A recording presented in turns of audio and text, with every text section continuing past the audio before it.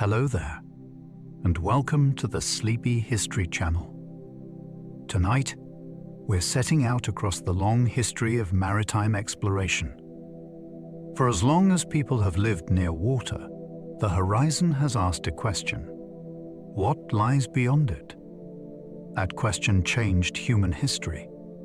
It pushed sailors away from familiar shores. It turned small boats into ocean vessels.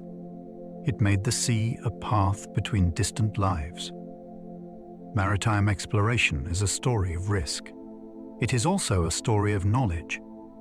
Every voyage depended on skill, but had to be learned from wind, current, and sky. A single mistake could send a ship far from safety. A single discovery could change how an entire world understood itself.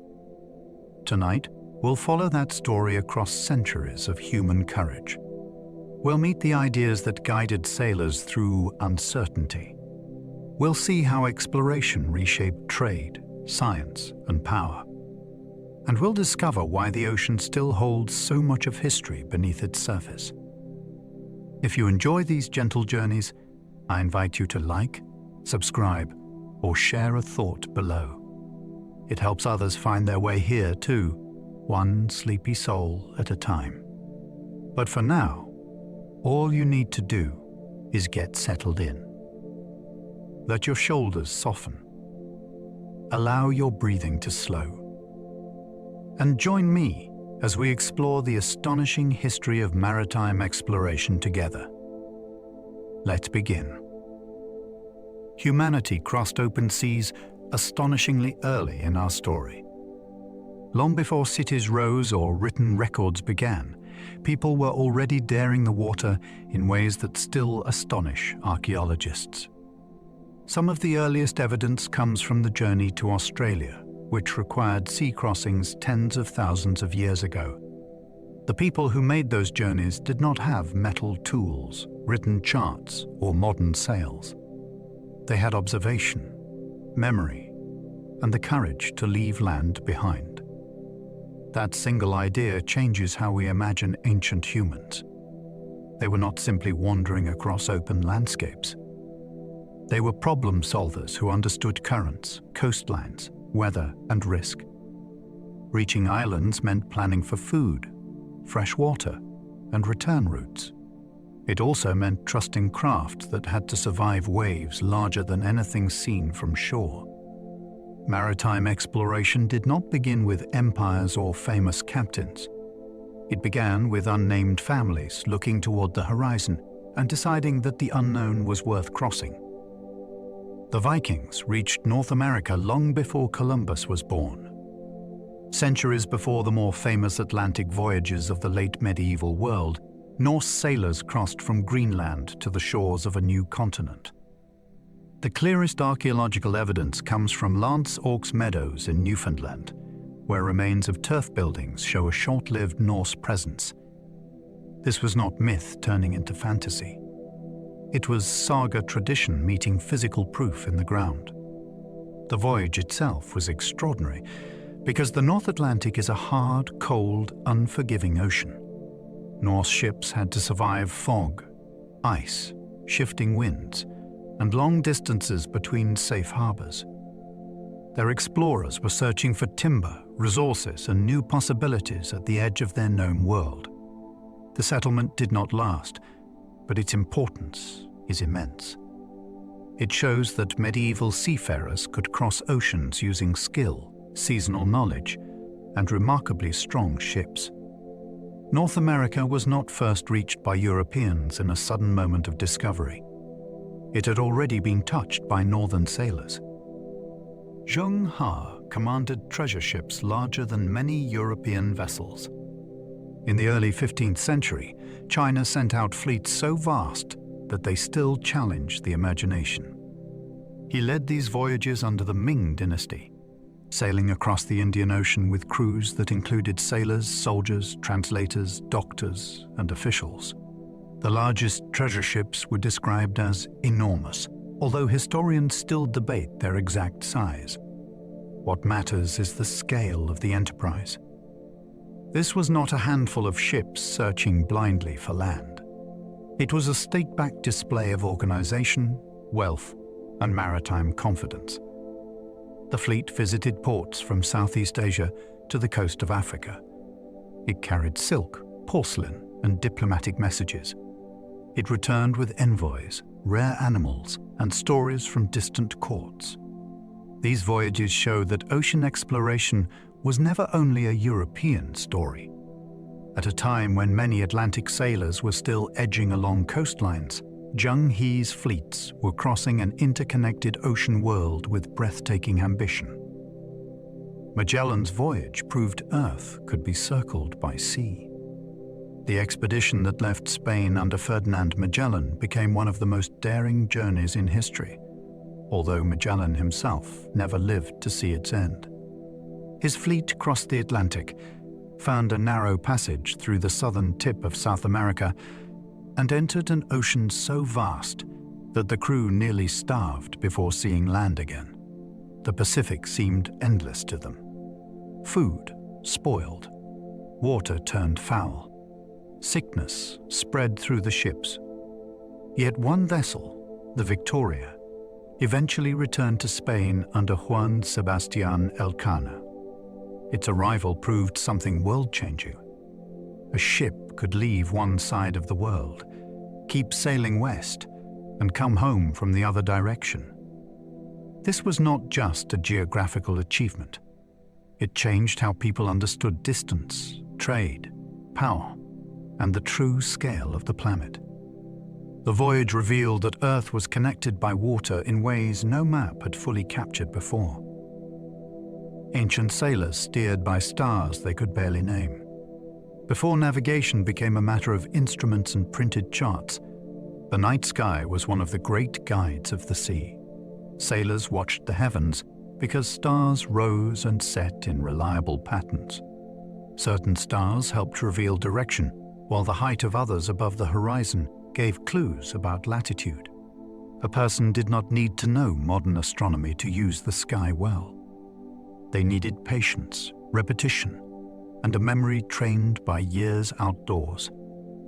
The North Star became especially valuable in northern waters because it stayed nearly fixed while other stars turned around it. In southern skies, sailors had to rely on different patterns and traditions. Clouds, storms, and moonless darkness could still make a voyage terrifying. But when the sky cleared, it offered a kind of order above moving water.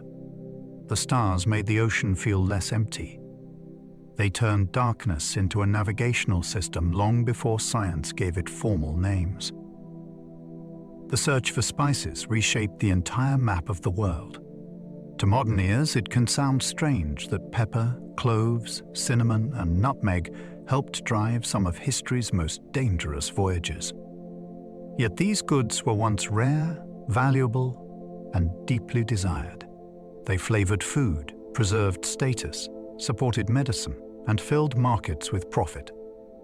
The richest sources lay far from Europe, especially in parts of Asia reached through long chains of trade. Every middleman added cost, and every ruler wanted advantage. So, maritime powers searched for direct sea routes that could bypass older networks. That hunger pushed ships around Africa, across the Atlantic, and into unfamiliar oceans. It also brought violence, colonization, and fierce competition for ports and islands. A spice could be small enough to fit in the palm of your hand, yet valuable enough to influence royal policy. The history of exploration was not only about curiosity. It was often about the astonishing power of ordinary things made rare by distance. Polynesian navigators found tiny islands without maps or instruments. Across the Pacific, some islands are so small that a ship could miss them by a few miles and never know they existed. Yet Polynesian voyagers found them across one of the largest oceans on Earth. They did it without compasses, clocks, or paper charts. Their navigation was carried in memory, training, and lived experience. A master navigator could read the rising and setting points of stars. They could notice how swells changed when land interrupted the sea.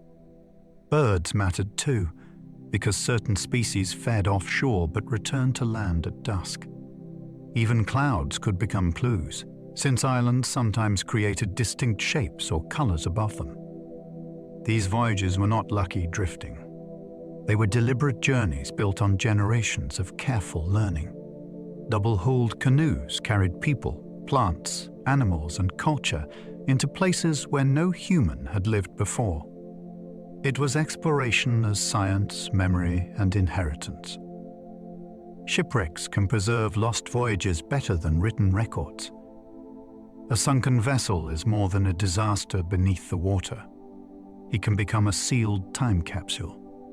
When a ship goes down, it may carry cargo, tools, personal objects, weapons, food containers, and traces of daily life.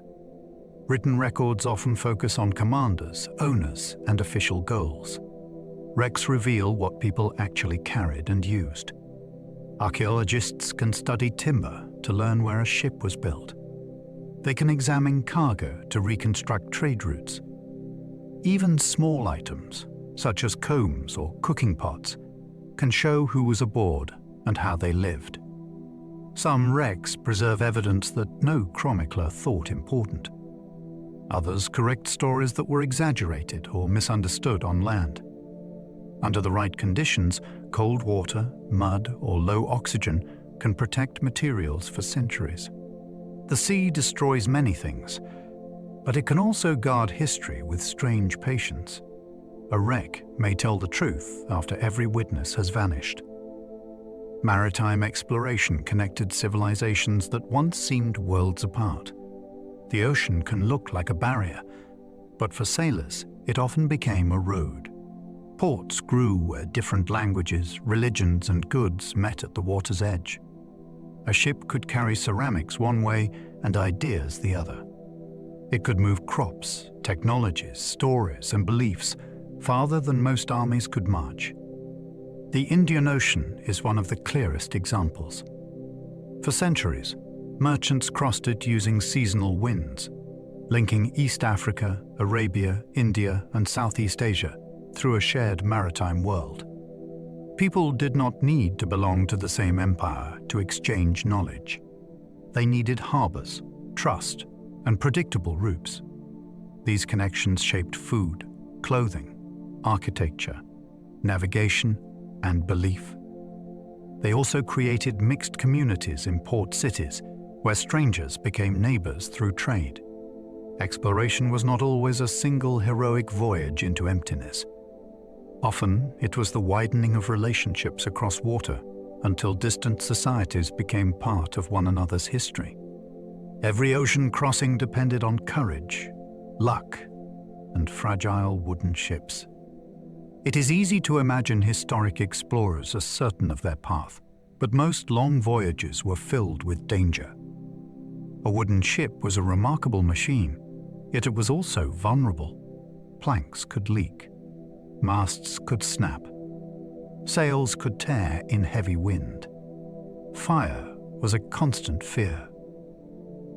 Disease could weaken a crew before land appeared. Even the best captain could be humbled by weather. Before accurate longitude, a ship might know its north or south position and still be dangerously wrong about how far east or west it had traveled. Reefs and hidden shoals waited without warning. Food and water became matters of survival rather than comfort. Yet sailors kept going because the rewards could be immense. Some sought trade, some knowledge, and some a way home. The wonder of maritime history is not that ships sometimes failed. The wonder is that so many crossed immense oceans at all. Reed boats carried ancient Egyptians across the Nile and beyond. The earliest Egyptian watercraft were made from bundles of papyrus reeds, tied together into shapes that could float, flex, and carry people across the river. These boats seem simple at first, but they belonged to a society built around water. The Nile was not only scenery, it was a highway through the desert. linking fields, temples, towns, and royal centers. Reed craft allowed fishing, transport, ritual journeys, and communication between settlements. Over time, Egyptians also built wooden vessels for heavier cargo and longer travel. Some ships carried stone blocks. Others sailed toward the Red Sea and beyond, reaching places associated with incense, precious woods, and exotic goods. Boat imagery even entered religion, where solar and funerary vessels carried deep meaning. In Egypt, movement by water shaped both practical life and sacred imagination. The river taught people to travel, and that knowledge opened paths beyond the familiar banks. Phoenician sailors helped spread alphabets around the Mediterranean world. The Phoenicians were master seafarers from cities along the eastern Mediterranean coast, and their influence traveled with their ships. They built trading networks that reached far across the sea, linking ports through commerce in timber, dyes, glass, metalwork, and crafted goods. Yet one of their most lasting exports was not a luxury object. It was a writing system. Their alphabet was practical, compact, and easier to adapt than many older scripts. As merchants moved from harbor to harbor, their letters moved with them. Greeks adapted Phoenician writing, and later, alphabetic traditions grew from that foundation. This means that maritime trade helped shape the way millions of people would one day read and write. The sea carried more than cargo.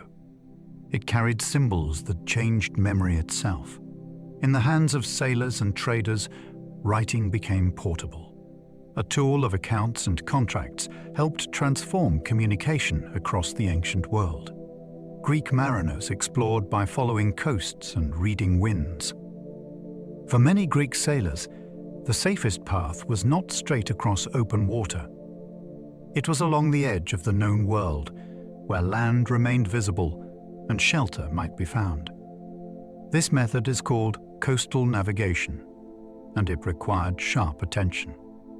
Mariners watched headlands, bays, islands, currents, and seasonal winds.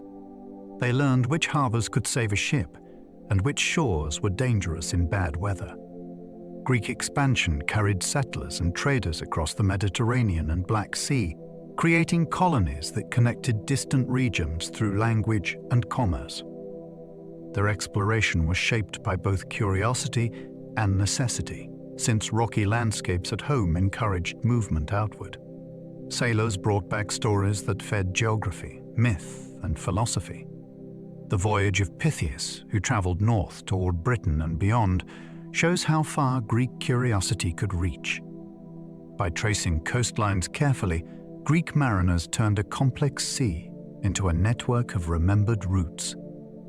Roman trade ships carried grain across dangerous winter seas. Rome's enormous population depended on food arriving by water, especially grain from North Africa and Egypt. Feeding the capital meant organizing maritime supply on a scale few earlier societies had attempted.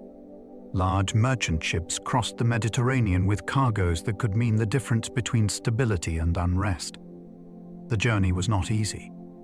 Ancient sailors feared winter because storms became more frequent and navigation more uncertain.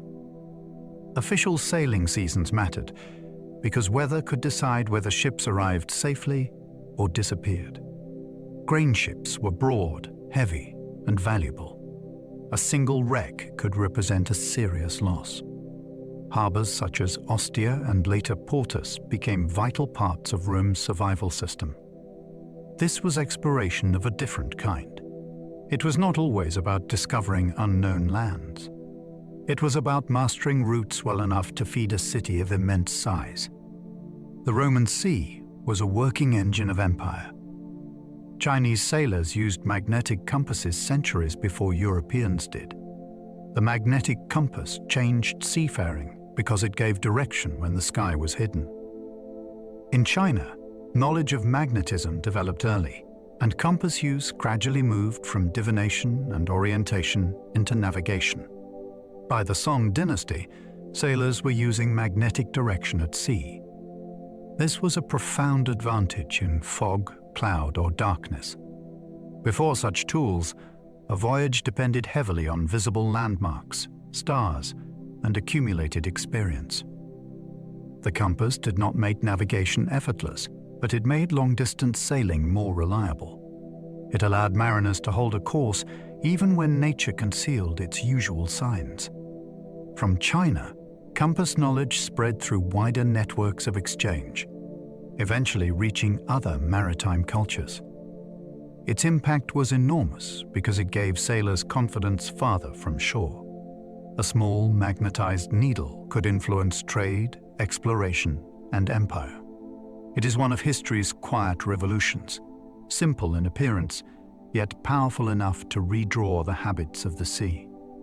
Arab navigators mastered monsoon winds across the Indian Ocean. Across the Indian Ocean, wind does something extraordinary. It changes direction with the seasons. Arab sailors learned to use this rhythm with remarkable skill, sailing outward when the winds favored departure and returning when the pattern reversed. This knowledge made long-distance trade dependable across a vast maritime world. Ships could move between Arabian ports, East Africa, India, and beyond by following a seasonal calendar written in the air. Navigation also relied on stars, coastal knowledge, watercolor, seabirds, and inherited sailing instructions. These were not accidental voyages. They were planned around environmental intelligence gathered over generations. The result was a deeply connected ocean economy. Goods moved, but so did mathematics, astronomy, language, and religious ideas. A sailor who understood the monsoon held a key to timing itself. The sea was still dangerous, yet it became legible. Wind became schedule, and schedule became civilization. The dhow made long-distance trade possible across eastern seas. With its graceful hull and lateen sail, the dhow became one of the great vessels of the Indian Ocean world. It was not a single fixed design, but a family of sailing craft adapted for trade, fishing, and travel. Dhows could carry goods between ports that depended on seasonal winds and skilled seamanship. Their sails allowed effective handling across changing conditions, and their builders drew on local materials and traditions. For centuries, these ships helped move dates, timber, textiles, ceramics, and spices across connected seas. They also carried sailors who knew the coastline by memory and the sky by experience. The dhow reminds us that exploration often depended on practical design rather than dramatic invention. A reliable vessel could create a world of exchange. Harbor by harbor, voyage by voyage, these ships helped bind communities across water. Their history belongs not to one empire, but to a shared maritime culture. Viking longships could cross oceans and glide up shallow rivers. The genius of the longship lay in its combination of strength, speed, and shallow draft. It could survive open seas, yet it could also move close to shore or enter rivers where deeper vessels could not follow. This made it both an exploration craft and a raiding vessel. Its overlapping planks created a flexible hull that moved with waves rather than fighting them rigidly. Oars allowed movement when wind failed, while a square sail gave power across longer distances. A crew could beach the ship quickly, repair it, or drag it over short stretches of land. That flexibility helps explain the astonishing reach of Norse movement, from the North Atlantic to inland river systems far to the east. Longships were not crude boats. They were carefully engineered answers to a harsh maritime world. Their design gave Norse sailors unusual freedom, letting them appear where enemies thought the water itself was protection. Norse explorers settled Greenland during a surprisingly warm medieval period. When Norse settlers arrived in Greenland, they entered a challenging world at the edge of what farming could support. The medieval climate was not uniformly warm everywhere, but parts of the North Atlantic were mild enough to help make settlement possible. People built farms, churches, and communities along sheltered fjords, especially in the south and west. They raised livestock, hunted seals, traded walrus ivory, and maintained links with Iceland and Norway.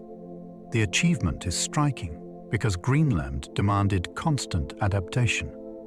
Hay had to be gathered for winter. Ships had to arrive with supplies. Social ties across the sea remained essential. For several centuries, Norse communities endured in this remote environment. Then they faded, likely under pressure from climate change, economic shifts, isolation, and other stresses. Their story is not just about arrival. It is about the limits of exploration when human ambition meets a changing environment. Leif Erikson reached a land later remembered as Vinland. The Norse sagas describe a western land with resources that Greenland lacked, especially timber. Archaeology has confirmed that Norse people reached Newfoundland around the turn of the first millennium, and that discovery gives the Vinland stories extraordinary weight. Leif Erikson became the most famous name connected with that venture, though the wider story involved crews, families, and later attempts to explore or settle. The place they reached was not a blank world. Indigenous peoples already lived across North America, with their own histories and territories. That makes the encounter far more complex than a simple tale of discovery. For the Norse, the western land promised materials, possibility, and perhaps prestige. But distance made everything difficult. The settlement evidence suggests temporary occupation rather than lasting colonization. Still, the voyage remains remarkable. It shows that the Atlantic had been crossed by Europeans long before the age usually associated with oceanic discovery. Medieval portolam charts transformed coastlines into practical sailing knowledge. Before these charts appeared, many sea maps were more symbolic than useful. They might show sacred places, strange creatures, or broad ideas about the world, but they were not always made for steering a ship safely into harbor. Portolan charts changed that. They focused on coasts, islands, compass directions, and the practical details a pilot needed while sailing. Their shorelines could be astonishingly accurate for the Mediterranean and nearby seas, especially when compared with older map-making traditions.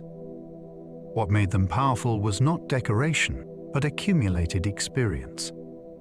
Sailors, pilots, and chart makers turned repeated voyages into visual knowledge. Lines radiated across the page, helping mariners follow bearings from port to port. A chart like this was not just an image of geography. It was a memory system for people who lived by movement. Every headland and harbor became part of a shared working intelligence, written on parchment and carried into danger. The astrolabe helped sailors measure latitude beneath unfamiliar skies. Imagine standing on a rolling deck with no land in sight, trying to know where you are by measuring the height of the sun or a star. That was the promise of the mariner's astrolabe. It was usually a heavy metal ring, designed to hang steady in wind, while a sailor aligned its sights with a celestial body. The reading was not simple. The ship moved, the observer needed skill, and rough weather could ruin the attempt. Still, it gave navigators something precious. It helped them estimate how far north or south they were, even far from familiar coastlines. This mattered deeply during long ocean voyages, where guessing could become fatal. The astrolabe connected the sea to the sky in a practical way. It turned astronomy into survival. It also reminds us that exploration depended on tools that look modest today, but once gave sailors the confidence to move through waters their ancestors had feared. Prince Henry's school became a symbol of Portuguese ocean ambition. The famous story of Prince Henry the Navigator is partly legend, yet the larger truth behind it is powerful. Portugal became one of the great maritime innovators of the 15th century because its rulers, sailors, pilots, merchants, and map makers pushed steadily down the Atlantic coast of Africa. Henry supported this expanding effort, and later generations imagined his circle as a kind of school for navigation at Sagres. Whether it worked exactly that way or not, the symbol endured because it captured something real. Exploration was becoming organized. Voyages were no longer only isolated acts of daring. They were part of a deliberate strategy that combined ship design, chart-making, trade, and political ambition. Each expedition gathered information that made the next one more possible. Winds were studied. Currents were learned. Headlands were named. Slowly, the unknown coastline became a route. Portugal's ocean project shows how curiosity can become policy and how policy can become history. Portuguese caravels could sail closer to the wind than older ships. The caravel was one of the quiet breakthroughs that helped transform Atlantic exploration. It was relatively small, maneuverable, and well-suited to the uncertain conditions of coastal discovery. Its lateen sails allowed it to work against contrary winds more effectively than many older, square-rigged vessels. This did not mean it could sail directly into the wind, but it could tack in a zigzag pattern and make progress where earlier ships struggled. That ability mattered along the African coast, where explorers faced unfamiliar currents, shifting breezes, and the need to return home. A ship that could only run with favorable winds was a prisoner of weather. A caravel gave sailors more choices. It could explore river mouths, approach shallow shores, and recover from awkward wind conditions. In the age before engines, design was destiny. The shape of a hull and the cut of a sail could decide whether a voyage ended in triumph or vanished at sea. Bartholomew Diaz rounded Africa's stormy southern tip by accident. Diaz set out to push farther down the African coast than Portuguese sailors had gone before, but the ocean had other plans. Fierce weather drove his ships away from land into the open Atlantic. For days, the crew could not see the coast they had been following. When the storm finally eased, they turned east, expecting to find land. Instead, they had unknowingly passed the southern end of Africa. Only after sailing north did they realize the coastline now ran in a new direction. The discovery was stunning. It proved that the Atlantic and Indian Oceans were connected by a navigable route around Africa. Diaz wanted to continue, but his exhausted crew forced a return. On the way back, he saw the great headland that had hidden from them during the storm. He called it the Cape of Storms. A king later gave it a more hopeful name, the Cape of Good Hope. Vasco da Gama opened a sea route to India. When da Gama's fleet reached the Indian Ocean, it entered a trading world that was already ancient, wealthy, and highly connected. His voyage from Portugal to Calicut was not the discovery of India, because merchants from many cultures had been sailing those waters for generations. What made it historic was the direct sea link it created between Europe and South Asia, around Africa. That route changed global trade. It allowed Portugal to challenge older networks that had moved goods through the Red Sea, the Persian Gulf, and overland markets. The journey was brutal. Crews endured sickness, hunger, storms, and tension in unfamiliar ports. Yet the return cargo proved the financial promise of the route. Spices could bring enormous profit. After da Gama, the ocean became a stage for competition on a new scale. His voyage opened a passage, but it also opened a period of conquest, coercion, and conflict across the Indian Ocean. Columbus believed he had reached Asia until his final days. The most startling thing about Columbus is not only where he went, but how firmly he misunderstood what he had found. He had sailed west hoping to reach the rich markets of Asia, and when he encountered Caribbean islands, he fitted them into that expectation. He spoke of lands near Asia and looked for signs of familiar places from older travel accounts. The scale of the planet had been badly underestimated in his calculations. The Americas stood in the way as an immense reality that European geography had not expected. Even after repeated voyages, he did not accept the full meaning of the lands across the Atlantic. That mistake shaped names, maps, and imperial claims for generations. It is a reminder that exploration does not always produce instant understanding. A sailor can cross an ocean and still carry an old map in his mind.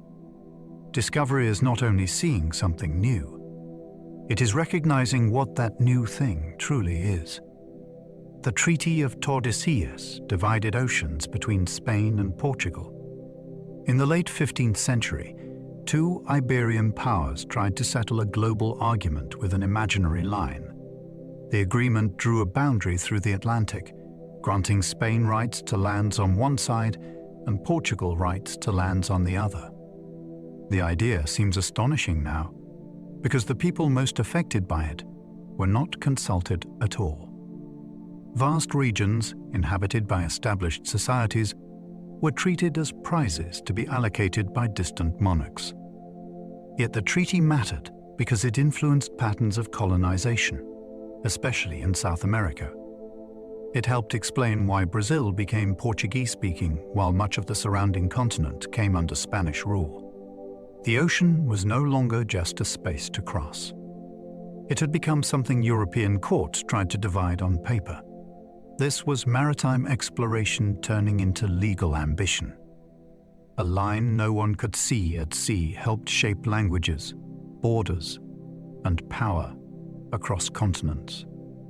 Amerigo Vespucci helped reveal that Columbus found a separate continent. Vespucci's importance lies less in heroic myth and more in interpretation.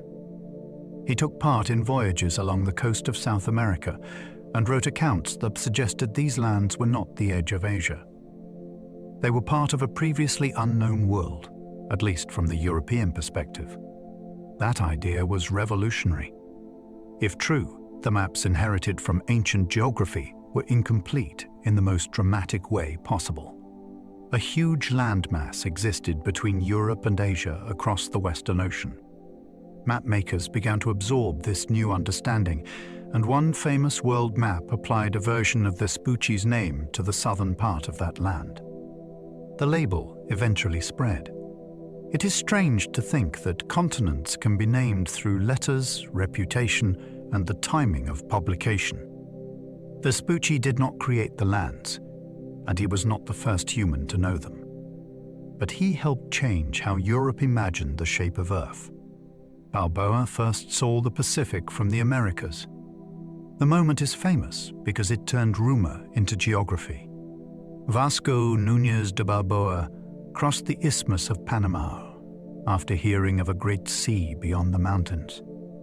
The journey was difficult, moving through dense terrain with local guides and indigenous knowledge playing a vital role. When he reached a high point and saw water stretching away on the far side, he became the first European known to have viewed the Pacific from the Americas.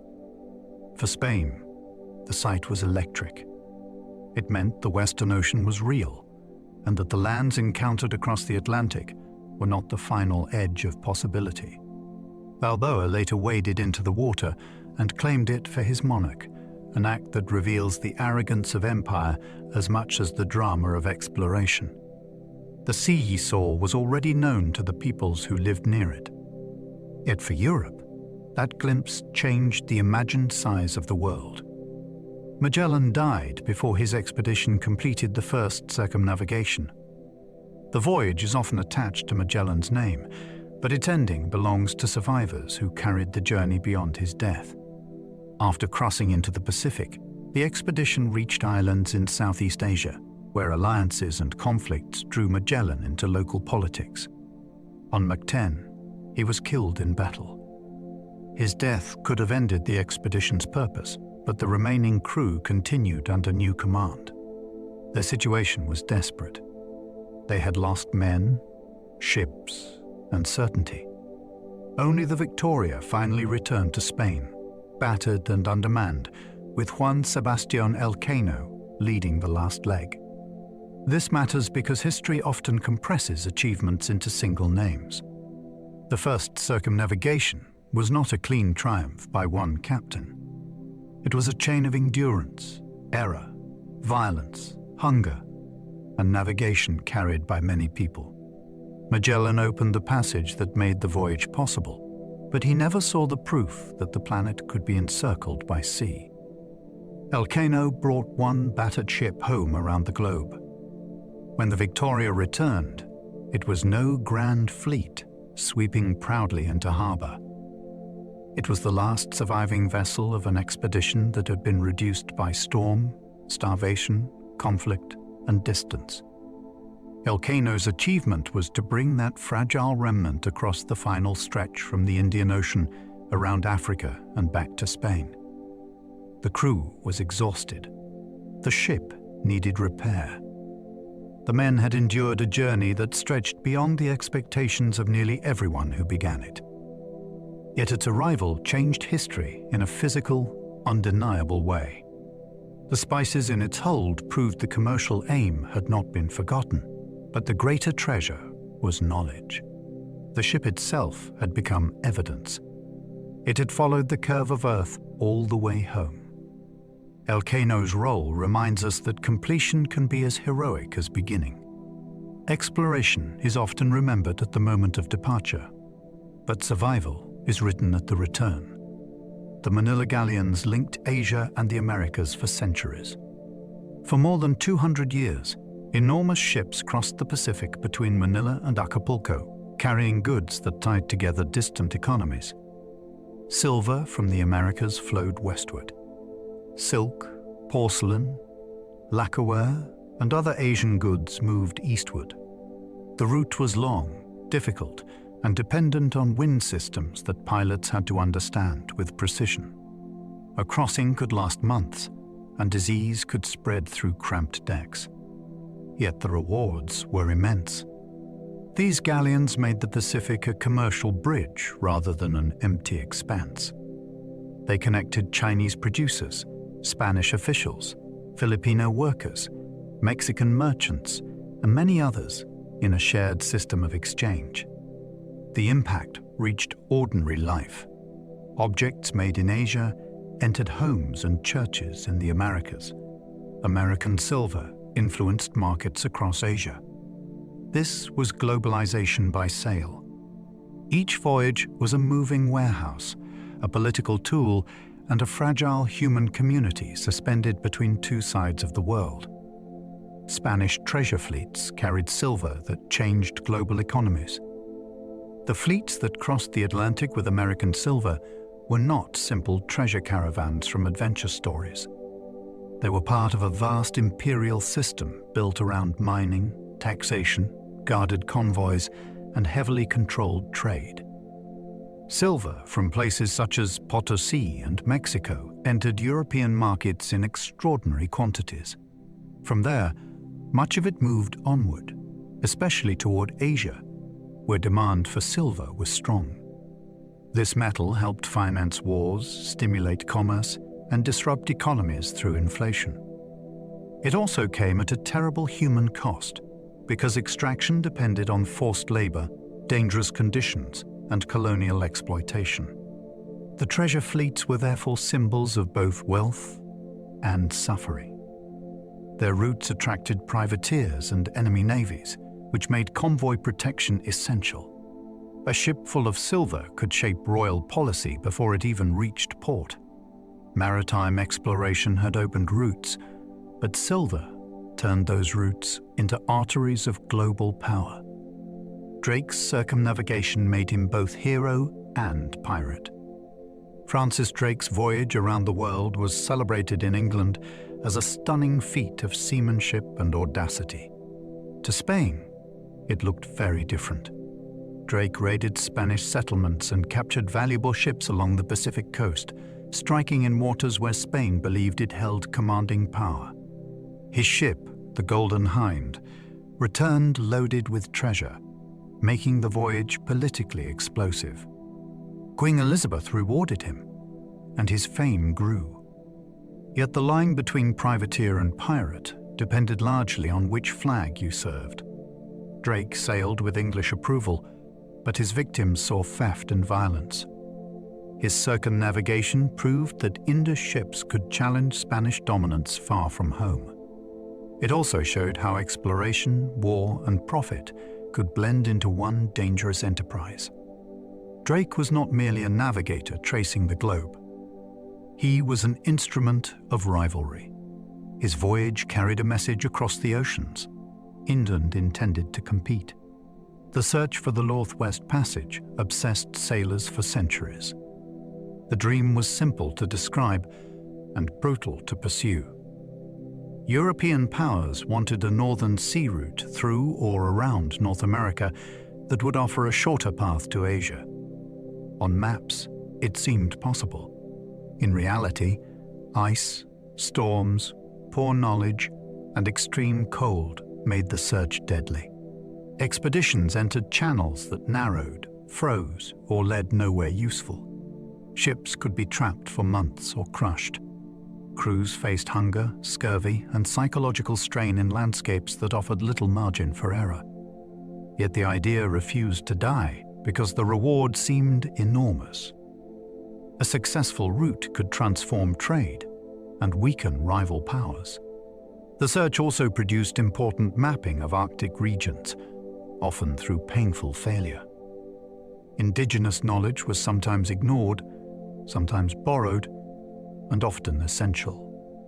The Northwest Passage became more than a route.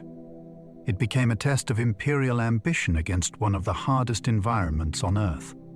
Frobisher mistook useless rock for gold-bearing treasure. Martin Frobisher sailed into the Arctic searching for a passage to Asia, but his expeditions became tangled in the hope of mineral wealth. On his first voyage, a dark stone was brought back to England and claimed by some to contain gold. That possibility changed everything. Investors poured interest into later voyages, and ships returned with tons of ore from the cold northern landscape. The dream was intoxicating. Instead of merely finding a route, Frobisher seemed to have opened a path to riches. But the ore proved worthless. The grand promise collapsed into embarrassment and financial loss. This episode is fascinating because it shows how exploration could be driven by misunderstanding as much as discovery. A mistaken assay, a hopeful investor, and a glittering rumor could redirect entire expeditions. The Arctic did not yield the treasure people imagined. Instead, it revealed how hunger for wealth could make even experienced societies believe what they desperately wanted to be true. Hudson's final voyage ended with mutiny in icy waters.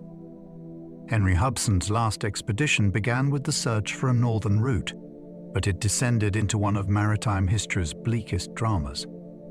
His ship entered a vast bay in northern Canada, and for a time there was hope that a passage might lie beyond it. Then winter closed in. The crew endured cold, hunger, and frustration while trapped far from home. Tensions grew between Hudson and his men. When the ice released the ship, the crisis did not end. Mutineers seized control and placed Hudson, his son, and several loyal crew members into a small boat. They were set adrift and never seen again. The story is chilling because it exposes the human breaking point behind exploration. Maps often show lines and names, but those lines were made by exhausted people under pressure. Hudson's name remains on major waterways, yet his final hours disappeared into the same northern mystery he'd tried to solve. Baffin mapped northern seas with remarkable accuracy for his time. William Baffin explored some of the most difficult waters in the Arctic, and his work stands out because it was unusually careful. Sailing with Robert Belot, he reached far into the Great Bay that now bears his name and recorded major sounds and openings along its edges.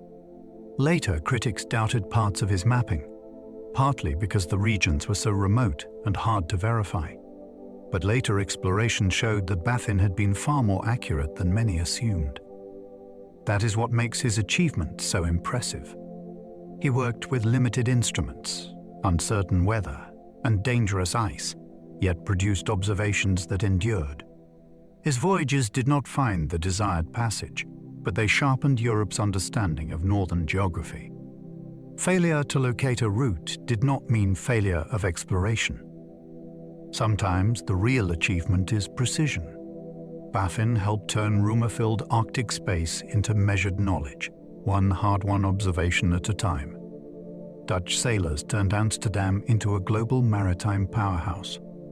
In the 17th century, the Dutch Republic became one of the most dynamic seafaring societies in the world. Its strength came from shipbuilding, finance, trade organization, and a large merchant fleet. Amsterdam grew into a hub where goods, information, credit, and maritime skill converged. Dutch ships carried grain, timber, spices, textiles, and countless other commodities through European and global routes. Their vessels were often built for efficiency, allowing them to move cargo at lower cost. This mattered because maritime power was not only about cannons and conquest.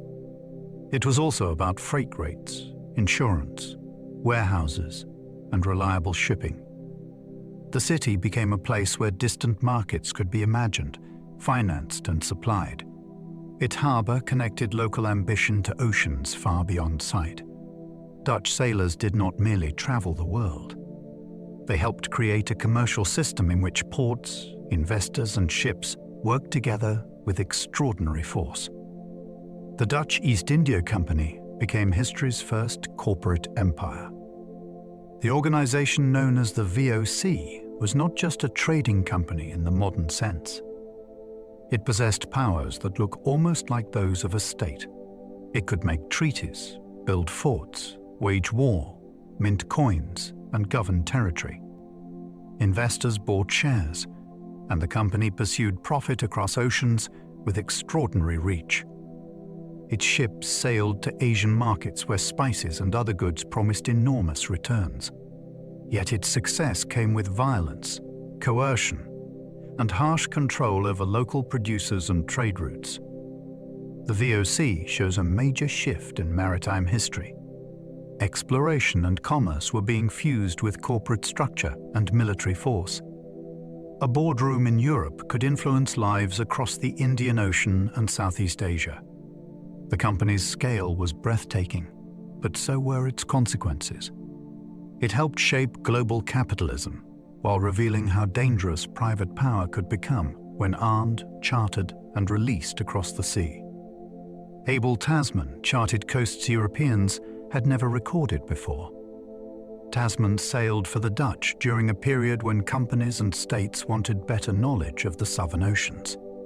His voyages brought Europeans into contact with lands that would later be called Tasmania, New Zealand, and parts of the wider Southwest Pacific. The achievement was not simply that he saw new coastlines from a European viewpoint. It was that he placed them into navigational knowledge that could be used, debated, and expanded by later sailors. His encounters were not always peaceful, and his maps were incomplete, because a coastline seen from offshore can conceal far more than it reveals. Still, his work widened European awareness of the Pacific's geography. He showed that the southern seas contained large lands not yet fitted into European maps. Tasman's voyages remind us that charting is a beginning, not a conclusion. A line drawn along a coast can change a map while leaving the deeper reality of a place unknown. James Cook mapped the Pacific with extraordinary precision. Cook's reputation rests on more than distance traveled. He brought a disciplined approach to surveying, observation, and record-keeping that made his charts unusually valuable. In waters where earlier maps could be vague or misleading, he measured coastlines with care. His work around New Zealand and the eastern coast of Australia greatly changed European mapping of the Pacific. He also sailed deep into southern latitudes, helping disprove some older ideas about a vast inhabited southern continent. Cook's voyages were scientific, imperial, and deeply consequential. They carried astronomers, naturalists, artists, and instruments, but they also prepared the way for British expansion. The precision of his maps made future movement easier for others, including settlers and naval forces. That is why his legacy is complex. His skill was extraordinary, and the effects of his voyages were immense. He made the Pacific more legible to Europe, and that legibility transformed the lives of many peoples. Cook's crew helped test new methods against scurvy. Scurvy was one of the great terrors of long voyages. It could make gums bleed, wounds reopen, teeth loosen, and strong sailors collapse. The cause was not understood in modern biochemical terms, but experience showed that diet mattered. During Cook's voyages, careful attention was given to food, cleanliness, and provisions that could help keep crews healthier. Sauerkraut, malt, portable soup, fresh greens when available, and other measures were used within a broader regime of discipline and hygiene. The results were striking compared with many earlier voyages. Cook did not solve scurvy alone, and later naval adoption of citrus was a separate, uneven process. But his expedition showed that long-distance crews could be kept alive more successfully with systematic care. This matters because exploration was limited by the human body. A ship might be strong and a captain brilliant, but without nutrition, a voyage could rot from within. Health became a navigational advantage. Tupaia guided Cook through Polynesian waters using inherited knowledge.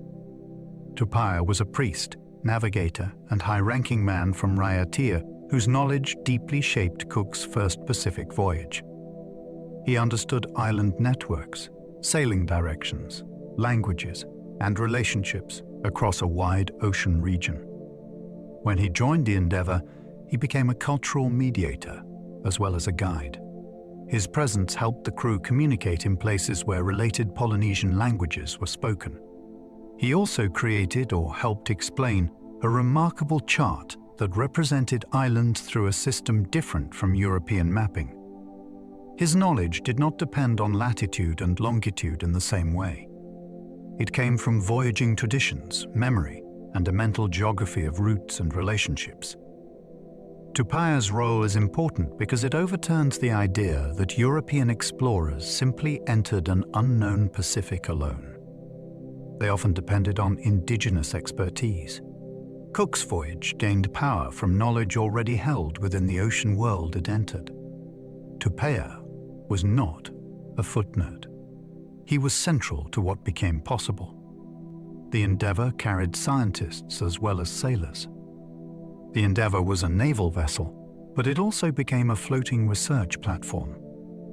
Its voyage combined exploration with observation of nature, astronomy, geography, and human societies. This made it part of a broader Enlightenment belief that travel could gather knowledge systematically. The ship carried instruments, notebooks, specimen containers, artists' materials, and people trained to notice details beyond seamanship. On board, the work of sailing existed beside the work of recording. A coastline could be measured, a plant collected, a language noted, and an astronomical event observed. That blend changed the meaning of an expedition. The ocean was no longer only a route to trade or conquest. It became a moving laboratory. Yet this scientific purpose existed alongside imperial goals, which makes the story layered and uneasy. The Endeavour shows how knowledge and power traveled together. A ship could carry curiosity in one cabin and the future of empire in another. Banks collected thousands of specimens during Cook's first voyage. Joseph Banks joined the Endeavour as a wealthy young naturalist, and his collecting helped turn the voyage into a landmark of scientific exploration.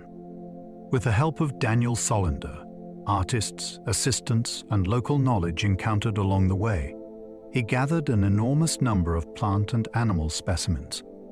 Many were unknown to European science at the time. Each specimen had to be preserved, labeled, described, and transported under difficult conditions at sea. The scale of the work was remarkable because ships were crowded, damp, and constantly moving. Yet the collections transformed understanding of natural diversity, especially in the Pacific. Banks later became one of the most influential figures in British science, shaping institutions, expeditions, and botanical exchange. His work also fed imperial ambitions, since useful plants could become tools of economy and settlement. A pressed leaf might seem delicate, but in Banks's world, it could carry scientific prestige, commercial hope, and political consequence. La Pérouse vanished after exploring much of the Pacific. Jean-François de la Pérouse led a major French expedition intended to rival the great voyages of the British. His ships crossed the Pacific, visited many coastlines, gathered observations, and sent reports home from Australia. Then they disappeared. For years, no one knew what had happened. The mystery became famous, and even during the French Revolution, people still asked where the news of La Pérouse had arrived. Eventually, evidence emerged from Vanikoro in the Solomon Islands, where the expedition's ships had wrecked. Survivors may have lived there for a time, but their final fate remains uncertain in haunting detail. The story grips the imagination because it shows how thin the line was between celebrated discovery and silence. A voyage could be well planned, scientifically equipped, and internationally important, yet still vanish beyond communication. La Pérouse left behind maps and observations, but his ending became part of the ocean's long record of unanswered questions. Vancouver mapped North America's northwest coast with patient detail. George Vancouver's expedition was not built around a single dramatic discovery. Its power came from methodical work. He and his crews surveyed the intricate northwest coast of North America, where islands, channels, inlets, and mountains made navigation difficult. The region was already known intimately by indigenous peoples whose lives were tied to its waters. Vancouver's task was to record it for British naval and imperial purposes. His charts became famous for their precision, especially in a coastline that could easily confuse outsiders. The voyage also helped settle questions about whether a navigable passage crossed the continent from the Pacific side. Instead of finding a simple gateway, Vancouver revealed complexity. The coast was a maze of waterways rather than a hidden ocean road. His work shows the importance of patience in exploration. Not every transformation comes from a bold dash across empty space. Sometimes it comes from measuring, sounding, correcting, and refusing to guess. Bougainville's voyage carried the first woman around the world. Louis-Antoine de Bougainville led the first official French circumnavigation, but one of the most remarkable stories aboard his expedition belonged to someone who was not supposed to be there. Women were generally forbidden on French naval ships, yet Jean Barras joined the voyage disguised as a man. She traveled as assistant to the naturalist Philibert Commerson, helping collect and organize specimens during the expedition. Her presence was eventually discovered, but she had already become part of a journey no woman is known to have completed before her. The fact is astonishing because it reveals how exploration histories can hide people in plain sight.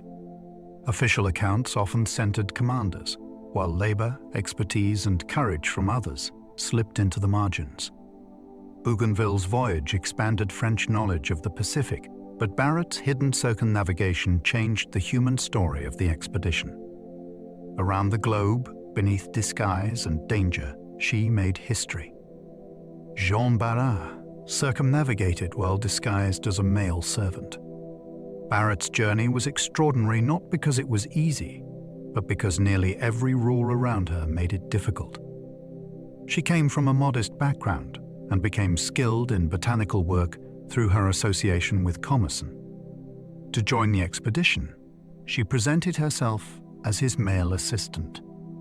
Life at sea offered little privacy, and maintaining the disguise required constant vigilance. She helped collect plants in places far from France, sometimes in demanding conditions. One of the most famous specimens linked to the voyage was the flowering vine later named Bougainvillea, although the naming honored the expedition's commander rather than Barrett. Her story forces us to look again at who performed scientific labor. Exploration depended on hands that gathered, sorted, carried, and preserved knowledge. Barrett eventually completed a full journey around the world, a feat unmatched by any known woman before her. She crossed the globe while history tried not to see her. Captain Bligh navigated an open boat across impossible distances. After the mutiny on the Bounty, William Bligh and loyal companions were forced into a small launch with limited supplies. What followed was one of the most astonishing survival voyages ever recorded.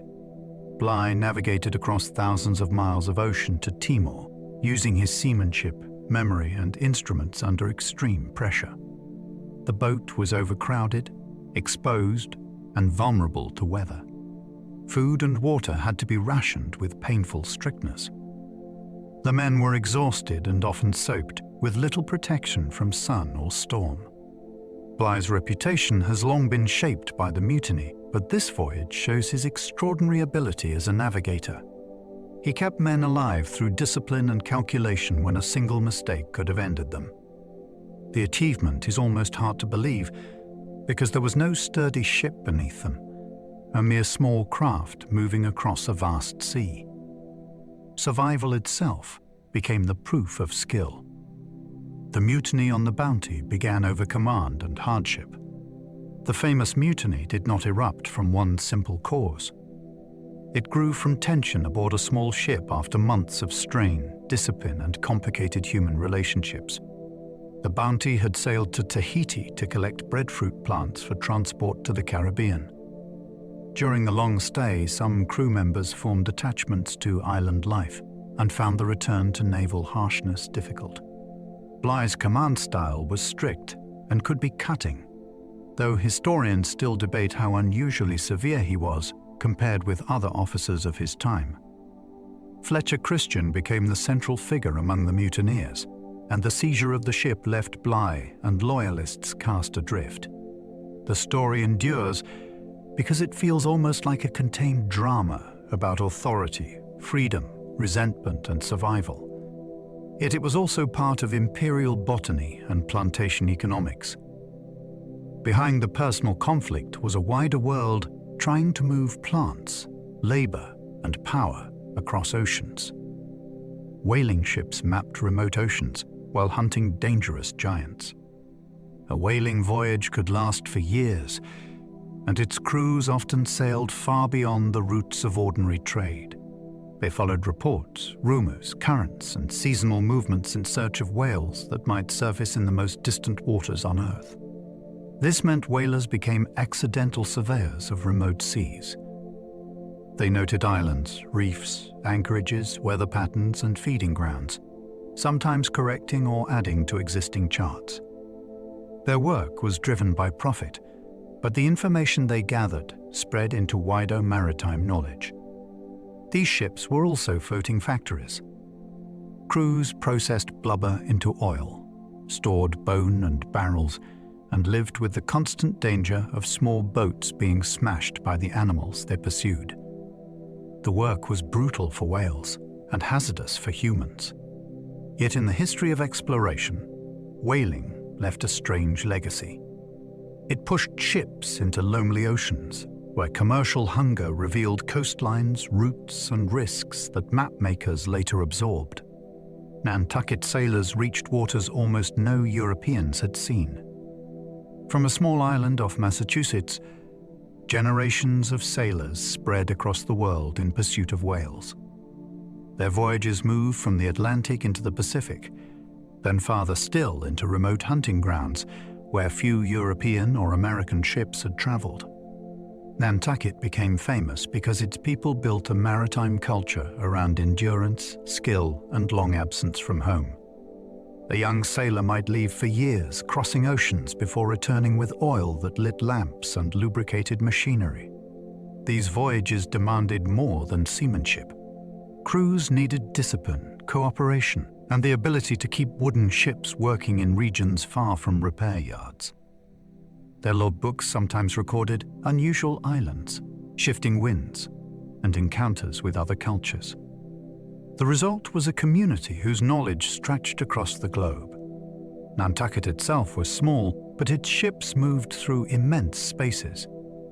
From one harbor, sailors entered a world so wide, it changed their sense of distance forever. The chronometer solved longitude after centuries of deadly uncertainty. For most of maritime history, sailors could estimate latitude far more easily than longitude. They might know how far north or south they were, yet remain dangerously uncertain about their east or west position. That gap killed people. A ship could believe it was safely offshore while hidden rocks waited ahead. The marine chronometer offered a brilliant solution. By carrying the time from a known reference point, a navigator could compare it with local noon and calculate longitude. The challenge was building a clock accurate enough to survive damp air, temperature changes, and the constant motion of a ship. When the problem was finally solved, navigation changed profoundly. A reliable timekeeper turned the ocean into something more measurable. Routes became safer. Landfalls became less uncertain. The chronometer did not remove risk, because weather and human error remained. But it gave sailors a new kind of confidence, one measured by the steady ticking of time. John Harrison's clocks changed navigation more than many battles. Harrison was not a grand admiral or famous explorer. He was a self-taught clockmaker whose work helped solve one of the most important practical problems of seafaring. Governments had offered rewards for a method to determine longitude because the issue affected trade, warfare, and survival. Harrison spent decades building increasingly refined timekeepers. His early machines were large and ingenious. His later sea watch was smaller, elegant, and astonishingly accurate for its age. What makes his story so gripping is the struggle as much as the invention. He faced skepticism, bureaucracy, and shifting demands from experts who were not always eager to accept his solution. Yet the principle worked. Accurate time at sea could reveal position. In a world of empires and naval rivalry, that mattered enormously. Harrison's achievement reminds us that history is not changed only by captains crossing oceans. Sometimes it is changed by a craftsman obsessed with precision, working patiently over brass and springs. Longitude errors once wrecked fleets against unseen coastlines.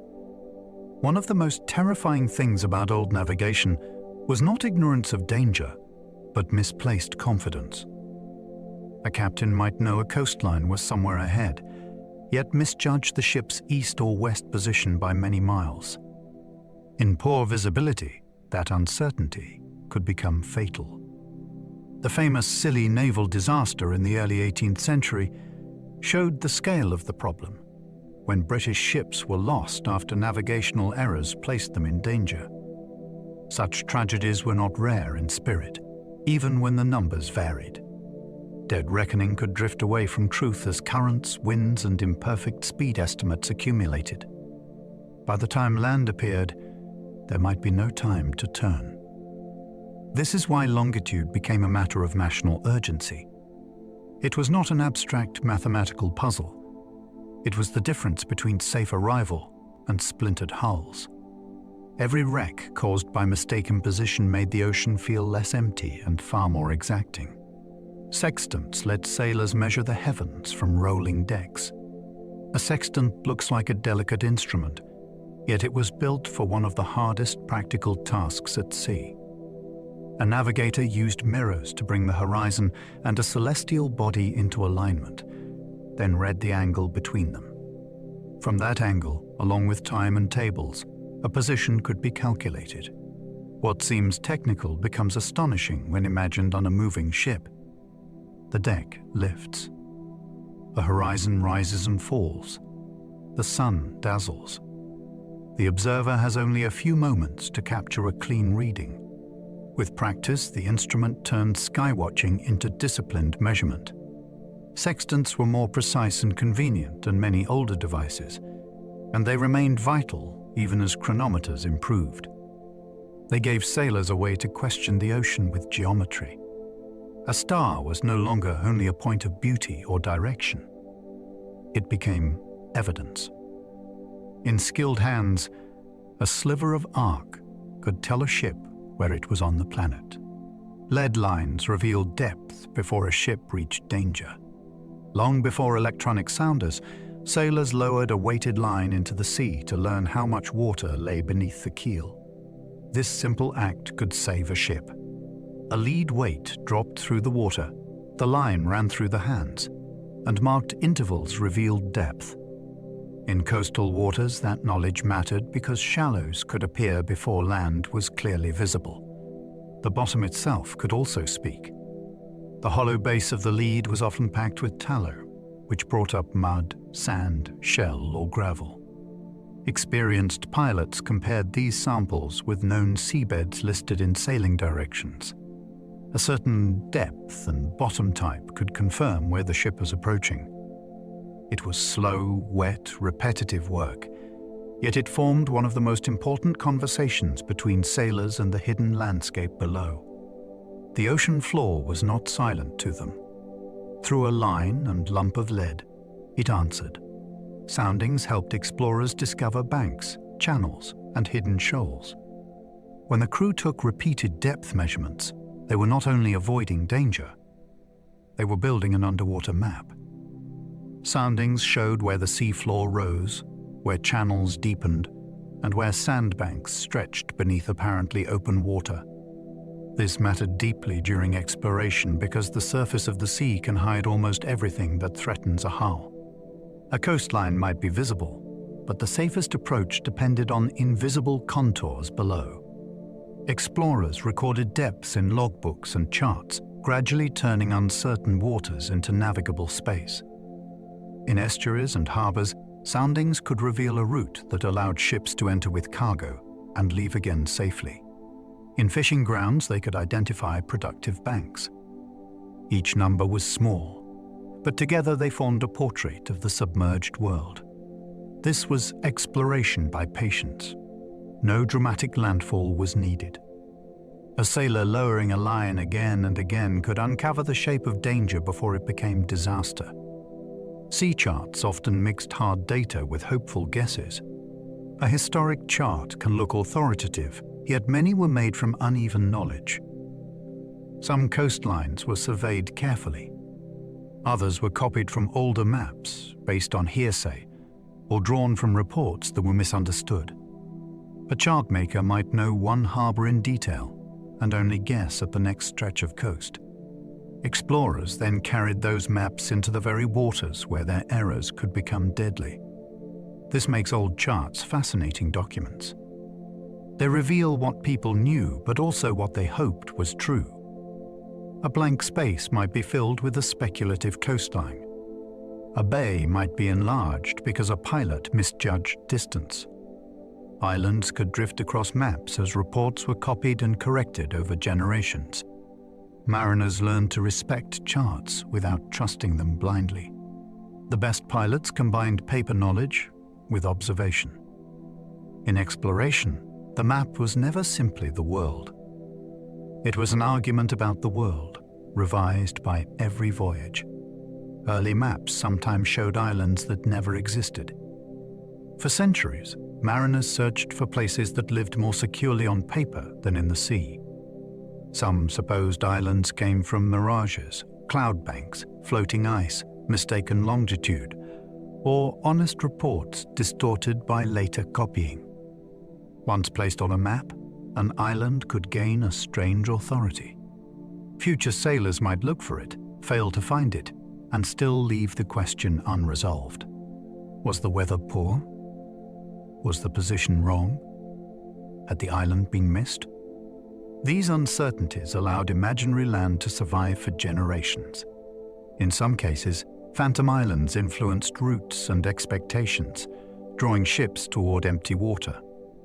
The phenomenon shows how hard it was to correct knowledge when the ocean was vast and observations were difficult. A single error could become tradition. A name printed on a chart could feel like proof. Maritime exploration was therefore not only about finding new land, it was also about learning which lands had never been there at all. Phantom islands haunted ocean charts for hundreds of years. There is something wonderfully unsettling about places that sailors believed in, searched for, and slowly erased. Hybrisal, Bus Island, and other doubtful lands appeared on charts long after evidence for them had faded. Some belonged partly to legend. Others came from navigational mistakes that placed real sightings in the wrong position. As voyages multiplied and instruments improved, these islands became harder to defend. Ships passed through their supposed locations and found only water. Yet removing them from maps was not always immediate, because uncertainty still had weight. In an age when a voyage might take months and reports arrived slowly, caution could keep an error alive. Phantom islands reveal the ocean as a realm where knowledge advanced by disappearance as well as discovery.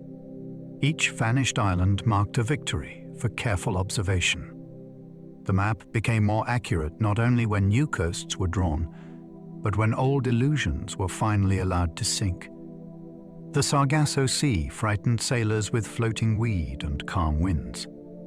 In the North Atlantic lies a region defined not by coastlines, but by circulating currents and drifting mats of sargassum seaweed. Early sailors entering these waters could find the sight deeply unnerving. Weed stretched across the surface, making the sea appear strangely overgrown. Winds could become weak in nearby subtropical calms, and a slow ship might feel trapped far from land. Stories grew around the place, although the seaweed itself did not hold vessels like a net. The fear came from isolation, delay, and the eerie contrast between open ocean and floating life. For modern science, the Sargasso Sea is fascinating for different reasons. It forms a unique habitat, sheltering fish, turtles, crabs, and eels at different stages of life. What once seemed like a sign of menace is now understood as a living ocean neighborhood. Maritime exploration often transformed terror into knowledge, and this strange sea is a perfect example. Trade winds became invisible highways across the Atlantic. Sailors who learned the great wind patterns of the Atlantic gained access to routes that could be repeated with confidence. The trade winds blow reliably from the east and tropical regions, and they helped carry ships westward across the ocean. Farther north or south, returning winds and currents could help vessels find their way home by a different arc. This pattern became a kind of atmospheric road system. It shaped the age of sail because ships depended on moving air as completely as carts depended on roads. The winds influenced trade, colonization, warfare, and migration. They also taught sailors that the fastest route was not always a straight line. Sometimes a ship had to travel away from its destination to reach the wind that would carry it there. That idea is one of the great lessons of ocean navigation. The atmosphere had structure, and the sailors who understood it could cross immense water with purpose. Monsoon knowledge made Indian Ocean voyages seasonal and predictable. In the Indian Ocean, long-distance sailing became possible through a deep understanding of seasonal reversal. At one time of year, winds favored movement in one direction. Months later, they shifted and carried ships back. This pattern created a maritime calendar that merchants, pilots, and port communities could plan around. Cargoes were prepared before departure windows. Harbors filled when fleets arrived. Markets pulsed with the rhythm of the weather. Unlike the idea of wandering blindly across the sea, this was navigation through timing. Sailors knew that leaving too early or too late could mean struggle, delay, or disaster. The seasonal system linked distant shores into a shared schedule, allowing trade to flourish across enormous distances before modern engines existed. It also encouraged cultural exchange, because sailors sometimes remained in foreign ports while waiting for the winds to change. The monsoon did not merely move ships. It shaped lives around anticipation and return. Ocean currents could either save a voyage or doom it. A current is a river within the sea, and in the age of sail, it could become friend or enemy. Some currents carried ships faster than their sails alone could manage. Others pushed them away from intended routes, toward reefs, or into regions of calm. The danger was that currents were often invisible at the surface. A vessel might seem to be steering correctly while the water itself moved beneath it. Over days, the error could grow into something serious. Explorers learned to recognize signs, such as temperature changes, floating debris, water color, or repeated differences between expected and observed position. Knowledge of currents became one of the hidden foundations of successful navigation. They could help a damaged ship reach land, but they could also trap a crew in a cruel loop of miscalculation. The ocean was not a passive space beneath the hull. It was moving all the time, carrying ships even when sailors thought they were in control. The Gulf Stream quietly shaped routes between continents. The Gulf Stream carries warm water from the Gulf of Mexico along the eastern side of North America and out into the Atlantic. Sailors noticed its force long before its full science was understood. A ship entering it could gain speed in one direction or struggle against it in another. Benjamin Franklin helped publish an influential chart of the current, drawing on observations from experienced mariners, including Nantucket whalers. This knowledge mattered for mail packets, merchant ships, and naval planning. A current that could shorten or lengthen a passage had economic and political significance. The Gulf Stream also affected weather and climate across the North Atlantic, although sailors first knew it through practical experience. They could feel its warmth, see changes in water, and notice their vessels being carried along. In maritime history, not all powerful forces were loud or visible. Some worked beneath the hull, reshaping routes through steady motion. Storms erased many voyages before anyone could record them. The history of maritime exploration is full of famous departures, but countless ships simply disappeared. They left harbor, entered bad weather, and never returned with a story. A storm could tear sails, break masts, flood holds, scatter convoys, and drive vessels onto unknown shores. Before wireless communication, a ship in distress was alone unless another vessel happened to be nearby. Families might wait months before accepting that no news was itself an answer. This silence creates a haunting gap in maritime history. We know the successful voyages because they produced logs, maps, cargoes, and survivors. The lost voyages are harder to see, yet they mattered. Their absence shaped caution, insurance, route planning, and the emotional life of port communities. Every charted sea lane was bordered by unknown graves. Exploration was not a smooth chain of triumphs. It was built beside a vast shadow record of journeys swallowed before they could speak. Shipworms could destroy wooden hulls from the inside out.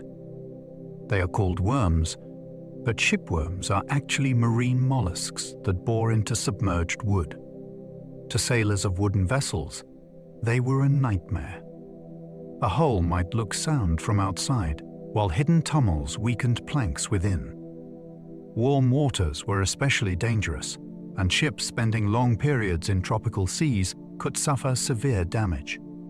The creatures' tiny entrance holes gave little warning of the destruction spreading behind them.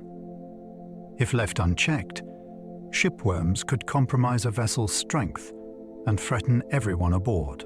Mariners tried protective coatings, sacrificial layers, frequent cleaning, and later metal sheathing to defend against them.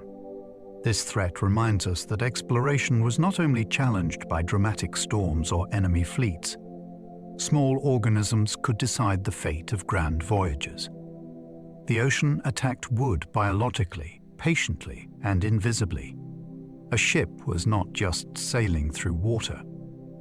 It was entering an environment filled with life that could eat the very structure keeping humans afloat. Copper sheathing helped ships sail faster and survive longer. Covering a wooden hull with thin sheets of copper was a major advance in maritime performance. The copper helped protect against shipworms, but it also reduced the buildup of barnacles, weed, and other marine growth. That mattered because fouling slowed ships dramatically. A clean hull moved more easily, used wind more efficiently, and needed less frequent careening for scraping and repair. Naval powers understood the advantage quickly. A faster ship could pursue, escape, deliver messages, and maintain groups more effectively. The improvement was especially valuable for vessels operating far from home waters, where maintenance was difficult. Copper sheathing did not solve every problem, and it brought its own technical challenges, including corrosion where metals interacted badly.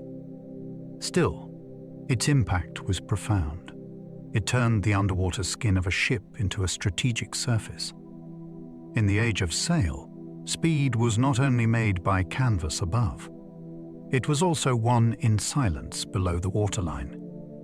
Naval stores like tar and rope powered entire ocean empires. Every sailing empire depended on materials that rarely received the glory of cannons, flags, or famous captains. Tar sealed rigging and protected wood. Rope controlled sails, anchors, cargo, and countless shipboard tasks. Masts required tall timber. Sails needed strong cloth. Pitch, resin, hemp, iron, and timber all fed the maritime machine. Without these supplies, fleets could not remain at sea. This made forests, workshops, rope walks, and supply chains strategically important. A navy was not only built in a dockyard, it was sustained by landscapes and labor far inland. Some states protected timber reserves because the right trees could become future masts. Rope walks stretched for great lengths because heavy cables required space to twist fibers into strength. Naval stores reveal the hidden scale of maritime exploration. Behind every voyage stood an economy of maintenance. A ship crossing the horizon carried not just crew and cargo, but the work of thousands who never left shore. Sailors used dead reckoning when clouds hid the stars. When the sky gave no help and land was nowhere in sight, sailors still had to estimate their position. Dead reckoning used a ship's previous location, course, speed, and time traveled to project where it should be. The method sounds straightforward, but the sea complicated everything. Wind could push a vessel sideways. Currents could carry it off course. Speed estimates could be wrong. A small error repeated for days could grow into a dangerous mistake. Yet dead reckoning remained essential because no navigator could depend on clear skies every night. It required discipline, experience, and constant correction whenever new evidence appeared. A careful pilot treated each estimate as provisional, not certain. This practice captures the mental strain of old seafaring. Navigation was not a single moment of discovery. It was continuous judgment under uncertainty. When clouds closed over the heavens, sailors had only memory, measurement, and the courage to keep calculating. Log lines measured speed with knots tied in rope.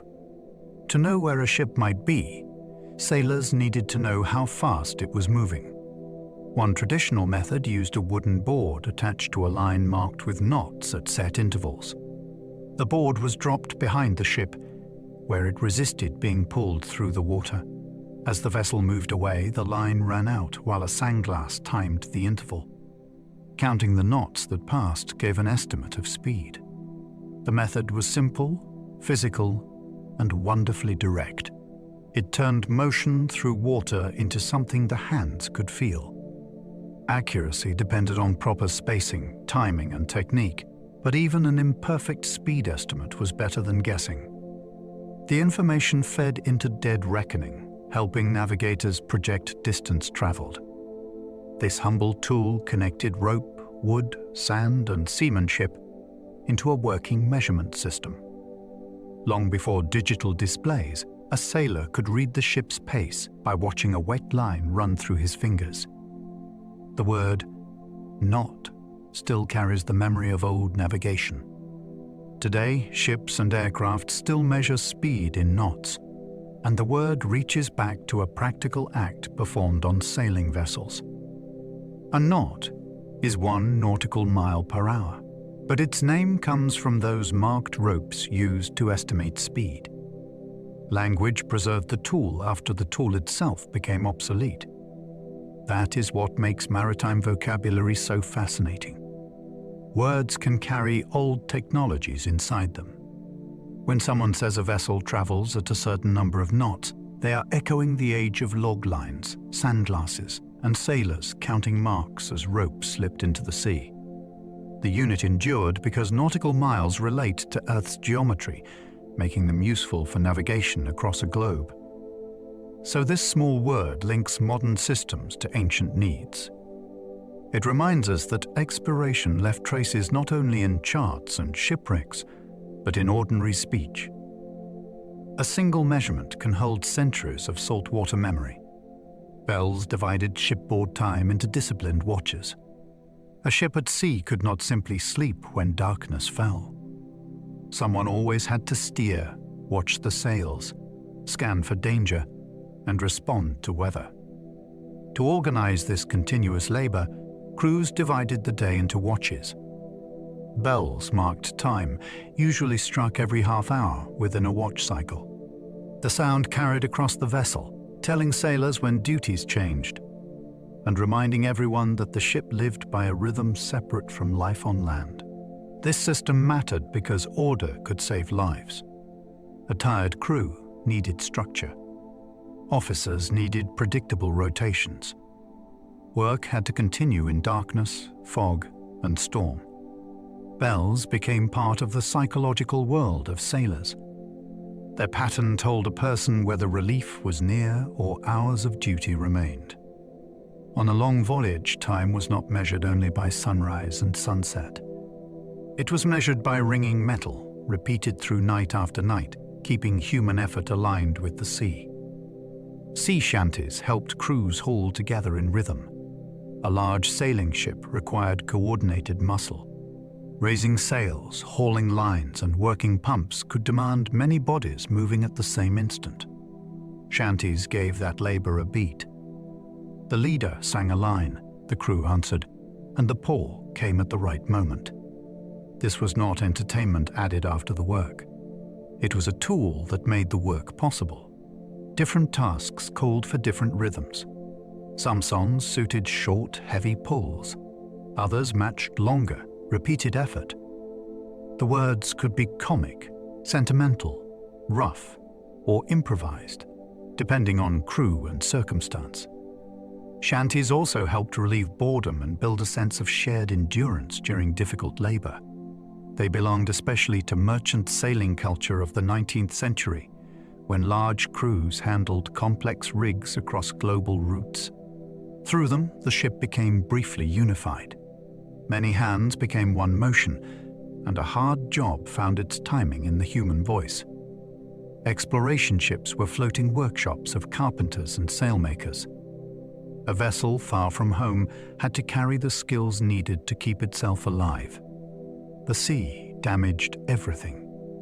Sails ripped, blocks cracked, masts strained, hulls leaked. Boats broke during landings or storms. Carpenters, sailmakers, coopers, blacksmiths, and other specialists were essential to survival. Their work did not pause for dramatic discoveries.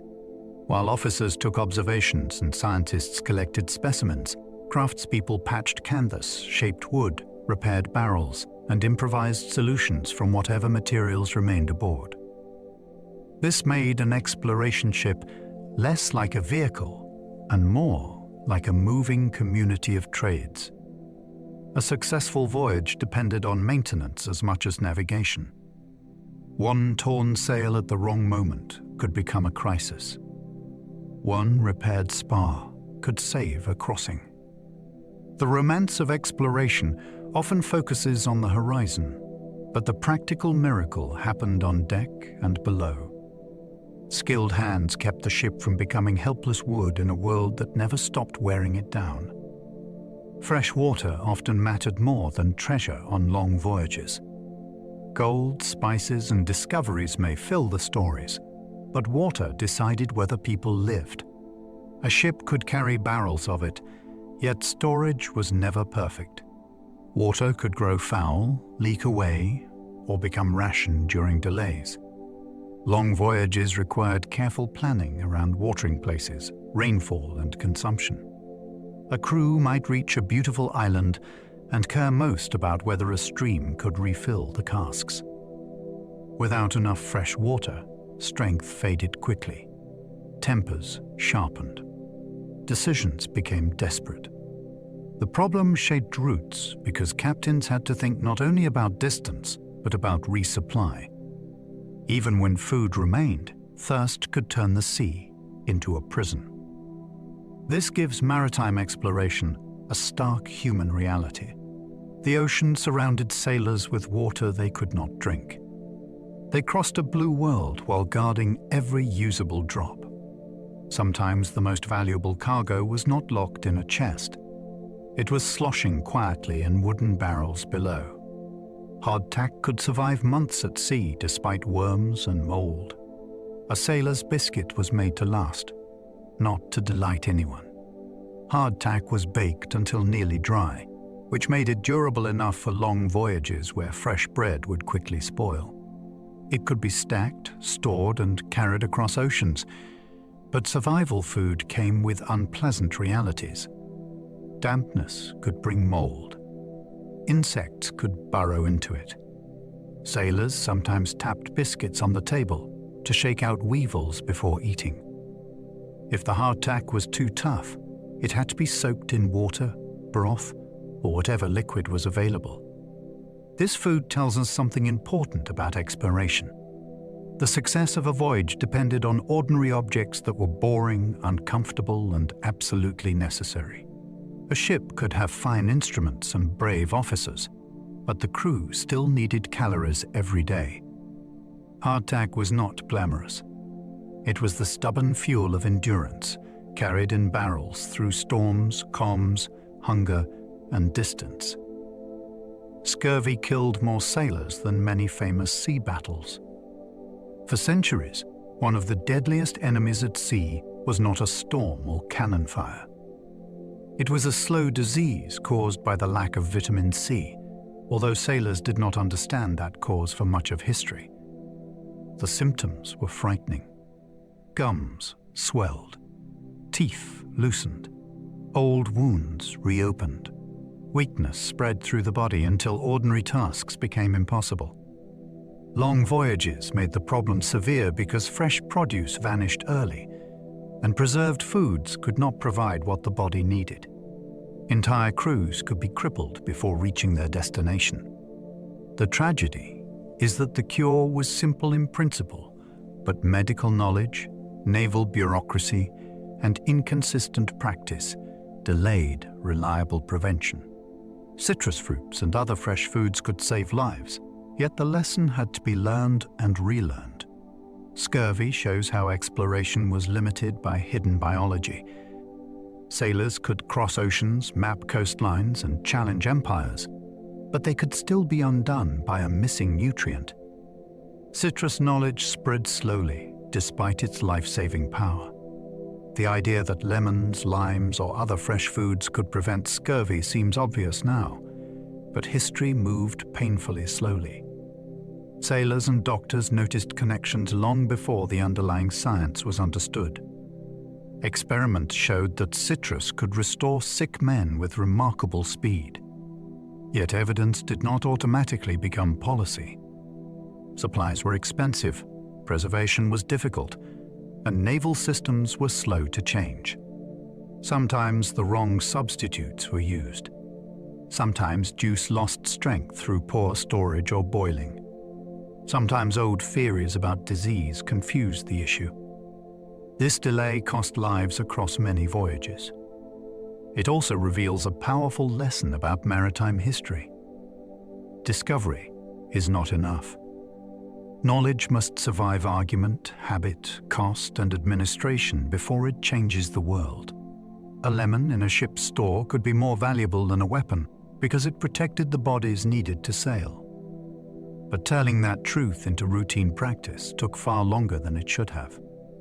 Icebergs made polar exploration a constant test of judgment.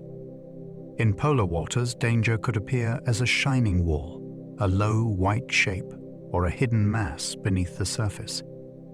Icebergs are born from glaciers, and most of their bulk lies underwater. That makes them especially treacherous. A captain might see only a fraction of the threat, while currents moved the larger body in silence. Fog could hide ice until a ship was dangerously close. Even small fragments could damage a hull.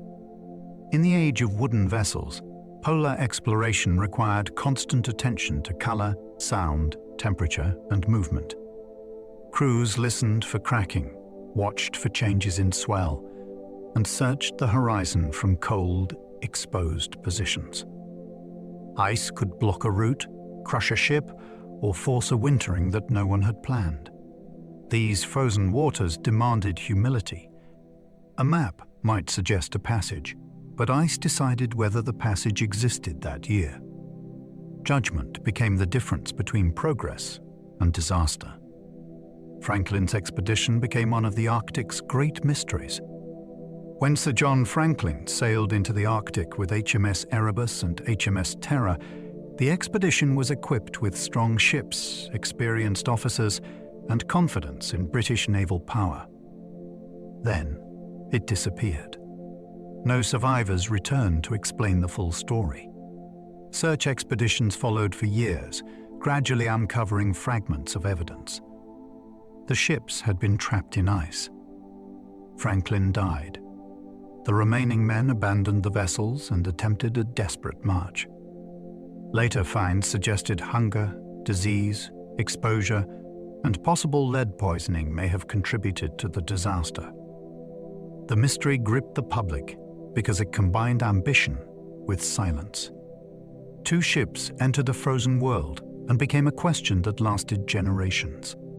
Modern archaeology has located both wrecks, giving new detail to the story, but not every moment can be recovered. Franklin's expedition reminds us that exploration was sometimes a collision between confidence and environment. The Arctic did not care how prepared the empire believed itself to be. Inuit knowledge helped later searchers understand Franklin's fate. For a long time, some European searchers dismissed or undervalued what Inuit witnesses reported about the lost Franklin expedition. That was a costly mistake. Inuit accounts preserved observations of ships, starving men, abandoned objects, and events in the region where the expedition had failed. These oral histories held clues that later proved deeply important. They helped guide understanding of where evidence might be found, and they showed that local knowledge was often more accurate than distant speculation. This fact matters because it changes the story from one of European mystery alone to one of listening, memory, and respect. Indigenous people knew the Arctic through lived experience, seasonal movement, hunting knowledge, and generations of observation. Their testimony carried a kind of expertise that formal naval culture often failed to recognize. When later researchers took those accounts seriously, the picture of Franklin's final chapter became clearer. The Arctic had witnesses. The problem was whether outsiders were willing to hear them. Roald Amundsen completed the Northwest Passage with careful preparation. Amundsen succeeded where so many others had failed because he approached the Arctic with patience rather than pride. He used a small ship, the Gioa, which was better suited to shallow and ice-filled waters than grand naval vessels. He took time to learn from Inuit communities, including clothing methods, sled travel, and survival techniques. Instead of forcing speed through an environment that punished arrogance, he wintered, observed, and adapted. His journey through the Northwest Passage took years, but it proved that the route could be completed by sea. The achievement was not a simple victory over nature. It was a victory of preparation, scale, and willingness to learn. Amundsen understood that polar exploration required more than courage. It required clothing that worked, movement that fit the land, and decisions shaped by local reality. His success stands in contrast to earlier disasters. In the Arctic, humility could be more useful than heroics. Shackleton's endurance voyage became a legend of survival at sea. Ernest Shackleton set out to cross Antarctica by land, but the expedition became famous for something else entirely. The Endurance was trapped in pack ice before reaching the continent. Slowly, pressure crushed the ship until the crew had to abandon it. What followed was an extraordinary struggle to stay alive on drifting ice, then in small boats across some of the harshest waters on Earth. Shackleton's leadership mattered because morale, discipline, and hope were as necessary as food. The men eventually reached Elephant Island, but that was still not safety. Shackleton and a small party then crossed the Southern Ocean in the James Caird to seek rescue from South Georgia. The voyage was almost unbelievable in its difficulty. Freezing spray, enormous waves, exhaustion, and navigation over open water stood between them and help. Every member of the expedition survived. That outcome turned a failed objective into one of the greatest survival stories in maritime history. The Endurance was found remarkably preserved beneath Antarctic waters.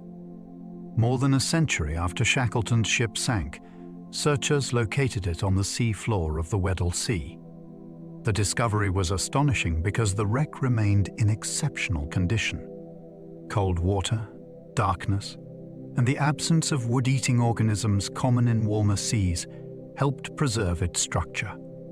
Images showed the names still visible on the stern, as if the ship had been waiting in silence. This find mattered for more than spectacle. It connected a legendary story to physical evidence with emotional force. The vessel that had carried the crew into danger could finally be seen again, resting deep below the ice-choked waters that destroyed it. For historians and archaeologists, the wreck offers insight into ship construction, expedition material culture, and the environment of the Southern Ocean. For everyone else, it feels like a message from Endurance itself. The ship was lost, but not erased. The sea kept it almost like a memorial. Darwin's voyage on the Beagle changed humanity's view of life. Charles Darwin boarded HMS Beagle as a young naturalist, and the journey reshaped the history of science. The ship's main work involved surveying, but Darwin used the voyage to observe geology, fossils, animals, plants, and living landscapes across the southern hemisphere. He saw patterns that raised deep questions. Why did extinct creatures resemble living ones from the same region? Why did island species differ from mainland relatives in subtle but meaningful ways? Why did life seem so closely fitted to place? The voyage did not instantly produce the theory of evolution by natural selection, but it filled Darwin's notebooks with observations that later became essential. This is the marvel of the Beagle journey. A naval survey created the conditions for a biological revolution.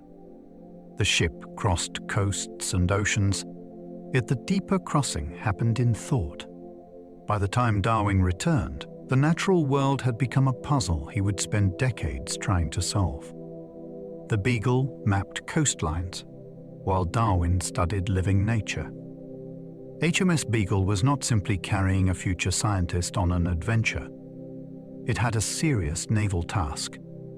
The ship surveyed coastlines, especially around South America, where accurate charts mattered for navigation, trade, and imperial interests. While officers measured shores and waters, Darwin moved through landscapes gathering specimens and making observations. This double purpose makes the voyage especially fascinating. On one level, it was about safer sailing. On another, it was about understanding Earth's living sisters. The same expedition could produce improved charts and revolutionary questions. Darwin watched earthquakes lift land, found marine shells high in mountains, and studied animals shaped by isolation. These experiences helped him see that the planet was not fixed in the simple way many people imagined. The Beagle's route became a thread connecting geology, biology, and maritime surveying. It shows how ships could become engines of knowledge, carrying instruments of empire and seeds of scientific transformation together. HMS Challenger founded modern oceanography through a global expedition. In the 19th century, the Challenger expedition set out to study the oceans as a scientific subject in their own right. This was a major shift. The sea was no longer only a route, a battlefield, or a source of food. It became a vast system to measure and understand. The ship traveled around the world, taking soundings, dredging the seafloor, measuring temperatures, collecting water samples, and preserving marine organisms. The scale of the work was enormous. Scientists gathered information from deep places that had never been sampled before. They showed that the ocean had structure, depth, life, and complexity beyond ordinary imagination. The expedition produced volumes of results that helped establish oceanography as a modern science. This was exploration without the old dream of finding new continents. It was a journey into the hidden realities beneath the waves. Challenger helped humanity realize that the ocean itself was one of Earth's greatest unknown worlds. Challenger scientists discovered life in the deepest ocean. Many people once assumed that the deep sea might be lifeless, too dark, cold, and pressurized for complex living creatures. The Challenger expedition helped overturn that idea. By dredging and sampling at great depths, scientists recovered animals from far below the reach of sunlight. This was a profound discovery. It meant that life was not confined to familiar shallows or sunlit waters. Strange organisms could endure crushing pressure and permanent darkness. Each specimen raised new questions about food, adaptation, reproduction, and the shape of the seafloor environment. The deep ocean became less like an empty abyss and more like a vast habitat waiting to be understood. For listeners today, this may sound obvious, because deep-sea life is familiar from documentaries. At the time, it was astonishing. The samples brought up by Challenger changed the imagined limits of life on Earth. The ocean's darkness was not a dead silence. It was inhabited. Matthew Fontaine Maury turned sailors' logs into ocean science. Maury understood that thousands of ordinary observations, scattered across ship logs, could become powerful when gathered together. Sailors had long recorded winds, currents, weather, routes, and conditions. Maury helped organize this information into patterns that could guide future voyages. His work transformed practical experience into oceanographic knowledge. Instead of each captain learning alone, the sea itself could be studied through shared records. This was a remarkable act of synthesis. It treated mariners as observers in a global network, long before modern data systems. Charts based on this accumulated evidence helped reveal preferred routes and recurring conditions. They made voyages more efficient and turned the habits of wind and water into something navigators could use. Maury's work also shows that exploration does not always require seeing a new coast. Sometimes it means seeing old records in a new way. A logbook entry made by a tired officer could become part of a scientific map of the sea. Maury's wind charts shortened voyages across major trade routes. A sailing ship's journey depended on finding favorable winds and avoiding regions where progress slowed. Maury's charts helped captains choose routes based on collected experience rather than habit alone. By comparing many logs, he identified patterns that made certain passages faster. The result could save days or even weeks on major routes. That mattered enormously. A shorter voyage reduced food consumption, crew fatigue, risk, and cost. It also made trade more predictable. The power of these charts came from cooperation. A single ship could report only one path through the sea. Thousands of reports could reveal the larger behavior of the atmosphere and ocean. In this sense, Maury helped make maritime navigation more collective. Every captain who shared observations contributed to a practical science that benefited others. The charts remind us that data can be a form of exploration. The route across an ocean was not only sailed, it was gradually learned by the accumulated memory of many ships. Steamships ended humanity's total dependence on wind. The arrival of steam power changed the psychology of the sea. For thousands of years, wind had been the great condition behind long-distance sailing. Calm could trap a ship. Contrary winds could delay it. Routes were planned around atmospheric patterns. Steam did not remove danger, but it gave vessels a new kind of independence. A steamship could move without waiting for a favorable breeze. It could keep schedules more reliably, enter harbors with greater control, and travel routes that were awkward for sail. Early steamships still faced limits, especially fuel consumption and mechanical reliability. Many carried sails as well as engines during the transition. Even so, the shift was enormous. It changed trade, migration, naval warfare, and imperial administration. Distance began to feel more manageable because time at sea became more predictable. Wind had once been a ruler. With steam, it became a factor rather than a master. Coal stations became stepping stones of maritime empire. Steamships needed fuel, and fuel reshaped global strategy. A sailing vessel could cross oceans by using wind, but a steamship had to replenish coal along the way. This made coaling stations vital. Islands, harbors, and strategic choke points gained new importance because they could support fleets and commercial routes.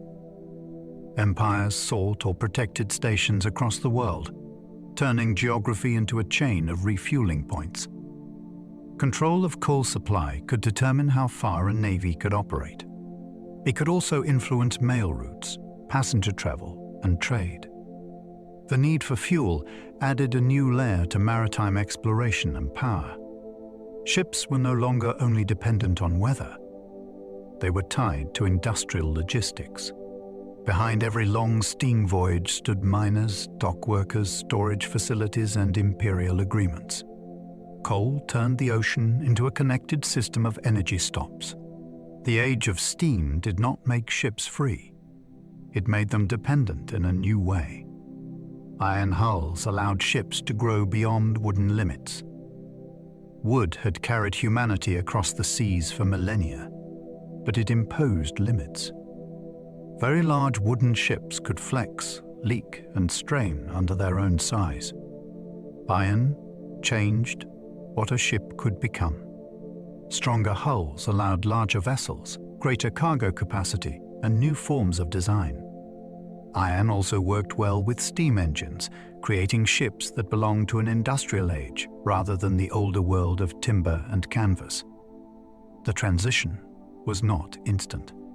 Builders had to learn how iron behaved in salt water, how to protect it, and how to convince people that a metal ship could float safely. Once those challenges were met, maritime possibilities expanded rapidly.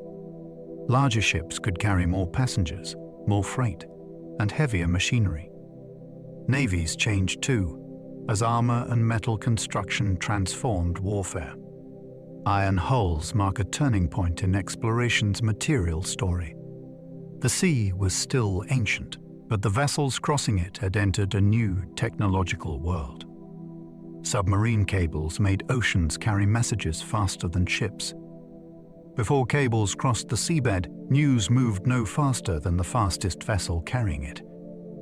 A decision, a price, a personal message, or a political warning might take weeks to cross the Atlantic. Submarine telegraph cables changed that. Suddenly, information could travel beneath the ocean in minutes. Laying these cables was a maritime challenge of remarkable difficulty. Ships had to carry vast lengths of insulated wire, lower it carefully into deep water, repair breaks, and find routes across uneven seabeds. Early attempts failed, but success transformed communication. The ocean was no longer only something messages crossed on top of. It became the medium through which messages passed. This altered business, diplomacy, journalism, and family life. The deep sea gained a new human function, hidden beneath waves and storms. Ships still carried goods and people, but cables carried urgency. Maritime history entered an age where the seabed itself became part of global conversation. The telegraph turned maritime routes into global communication networks. Once submarine cables connected continents, the meaning of distance changed. Ports were no longer isolated until the next ship arrived. Markets could respond quickly to prices overseas. Governments could direct officials and fleets with new speed. Newspapers could report distant events while they still felt current. The maritime world became wired together through cables that followed oceanic routes and strategic landing points. This network depended on ships to lay, maintain, and repair it, so old seafaring skills served a new technological system. Cable ships became specialized vessels carrying electricians, engineers, grappling equipment, and precise charts of underwater lines. The result was a communications revolution built through maritime labor. The sea had once slowed information. Now it carried it. This did not make the world peaceful or equal, but it made it more tightly connected. Exploration had mapped the oceans.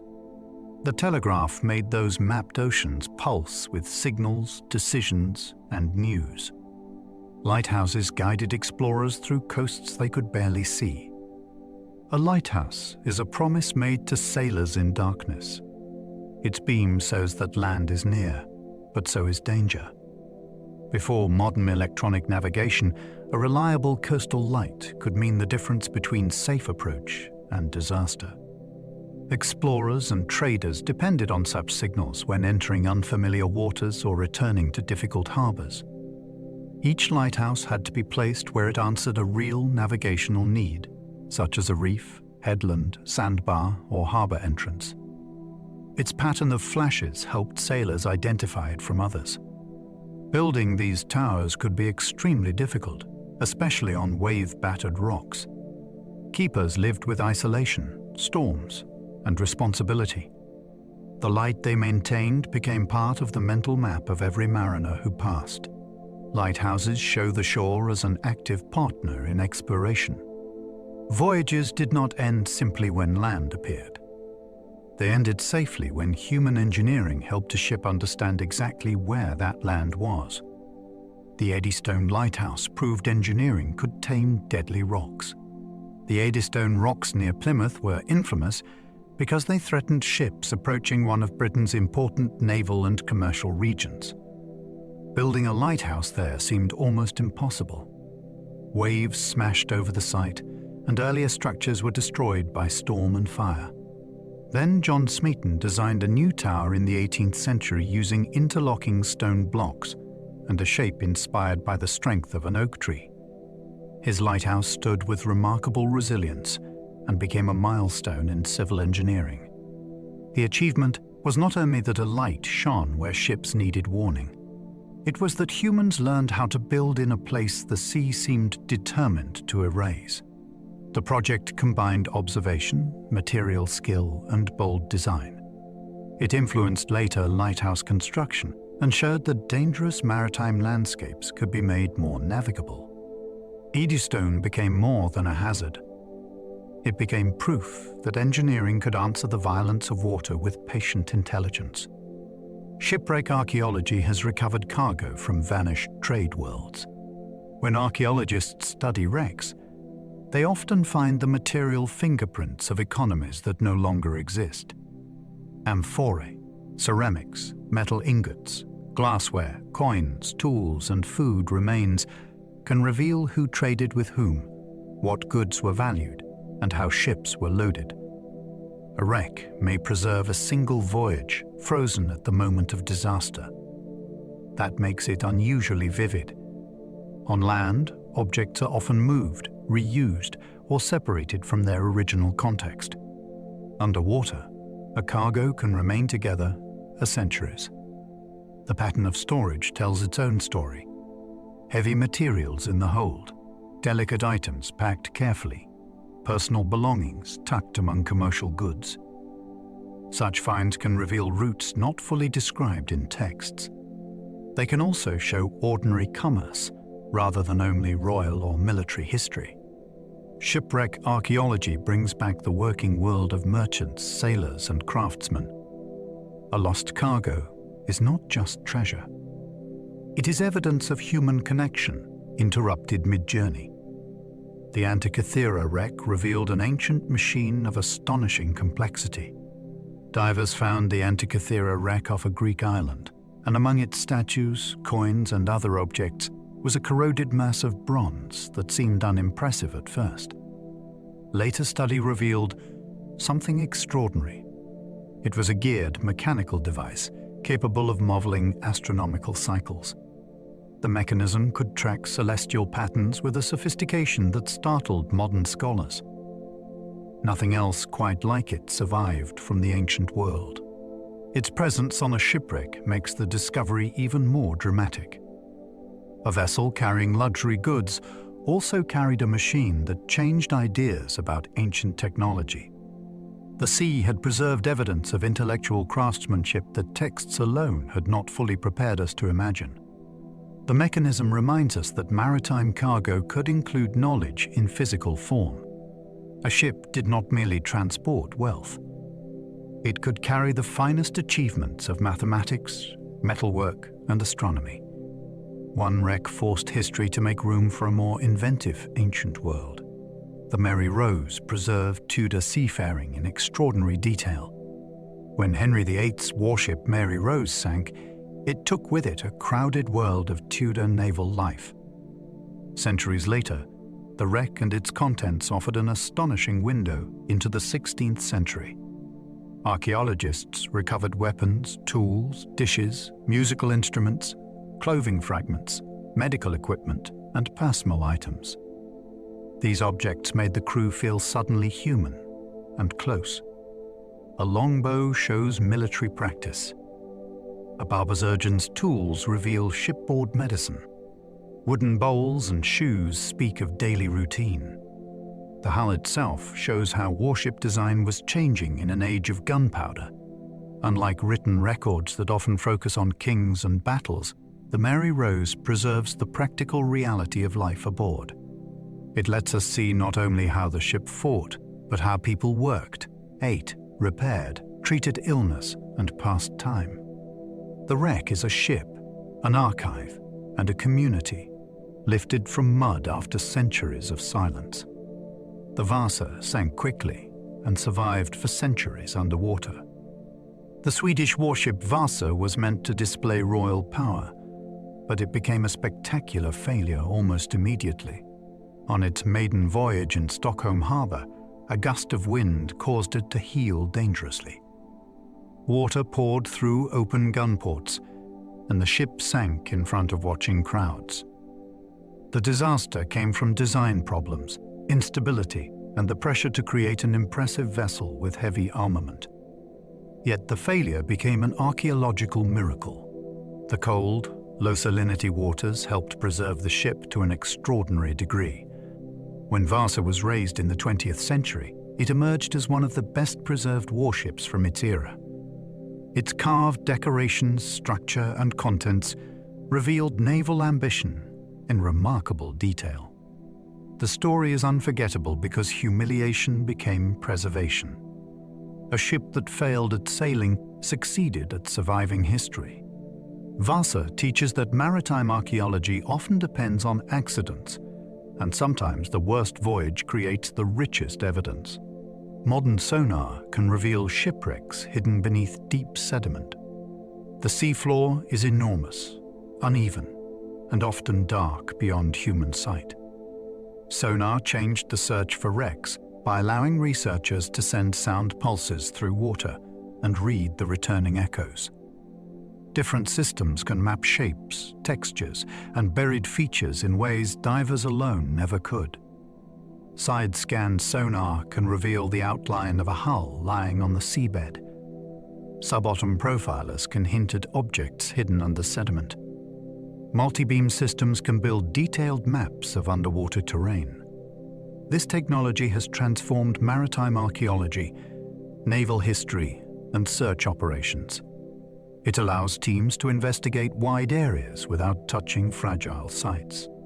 It also means that wrecks once considered lost forever can reappear as ghostly shapes in data. There is something thrilling about that. A ship may vanish for centuries, covered by silt and darkness, yet sound can still find its form. Sonar turns the ocean into an archive that can finally be read. Satellites now navigate oceans once ruled by stars alone. For ancient sailors, direction came from sky, swell, memory, and hard-won experience. Today, a receiver can use signals from satellites to determine position with astonishing accuracy. This change is so profound that it can be easy to overlook. A vessel in mid-ocean can know where it is within a few meters without waiting for clear weather or measuring a star. Modern navigation systems support shipping, fishing, rescue, science, and recreation.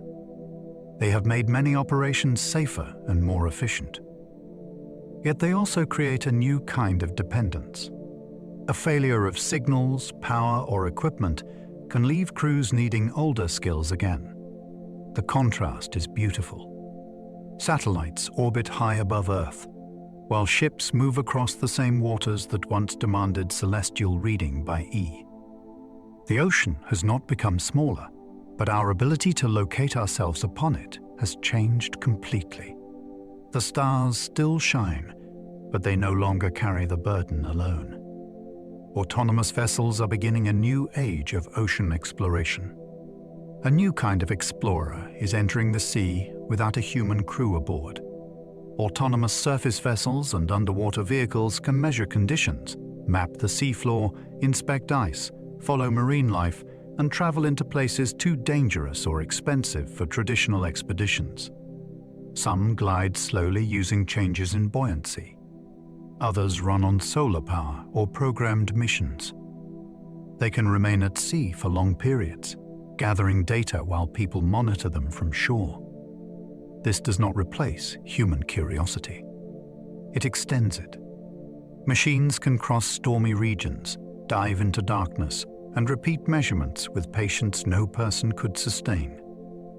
They are already changing ocean science by making observation more continuous. The romance of exploration once centered on the sailor at the rail, searching the horizon. Now, part of the frontier belongs to sensors, code, and quiet machines moving through waves. The old question remains the same. What is out there that we have not yet understood? Maritime exploration is still unfinished because most seas remain mysterious. After all the voyages, charts, satellites, and scientific expeditions, the ocean still keeps much of itself beyond easy knowledge. Large areas of the seafloor remain mapped in less detail than the surfaces of some other worlds. New species are still found in deep water. Ancient wrecks remain hidden under sediment. Submarine mountains, trenches, vents, and ecosystems continue to surprise researchers. This is what makes maritime exploration so compelling. It is not only a past tense story of wooden ships and distant empires. It is still happening now, with research vessels, remotely operated vehicles, satellites, and autonomous craft. The unknown has changed shape, but it has not disappeared. Instead of asking only where coastlines lie, we ask how deep systems work, how life survives, and what human history remains buried underwater. The horizon is no longer the only mystery. The mystery is beneath us too, spread across a blue planet that still has not finished revealing itself. And so we come back from the long horizon of maritime exploration. Tonight, we have followed ships across ancient rivers, open seas, and frozen passages. We have seen how sailors learned to trust the stars, read the wind, and listened to the hidden movement of water beneath the hull. We have crossed into stories of courage and miscalculation, of treasure and trade, of maps corrected by hardship, and mysteries preserved below the waves. The sea has carried so much of human history. It carried small boats toward unknown shores. It carried great fleets between distant ports. It carried scientists, naturalists, merchants, and dreamers into places that changed the way people understood the world. And beneath its surface, it still keeps fragments of those journeys, resting in darkness, held in sand, timber, and time. Perhaps that is what makes the ocean so powerful in the imagination. It is never only water. It is memory. It is distance. It is the space between what we know and what we hope to find. So now, let the voyage soften. Let the sails lower. Let the deck grow still beneath a fading sky. There is nowhere else you need to go tonight. Let your shoulders release. Let your breathing settle into an easy rhythm. Let every thought drift farther from shore until the day feels small and far behind you. If you enjoyed this journey, you are warmly invited to like, subscribe, or leave a thought below. It helps others find their way here too. And if you happen to still be awake, there will be another calm history journey waiting on the screen for you. But for now, allow yourself to rest. Let the ocean of the mind grow calm. Let the night gather softly around you. Sleep well and good night.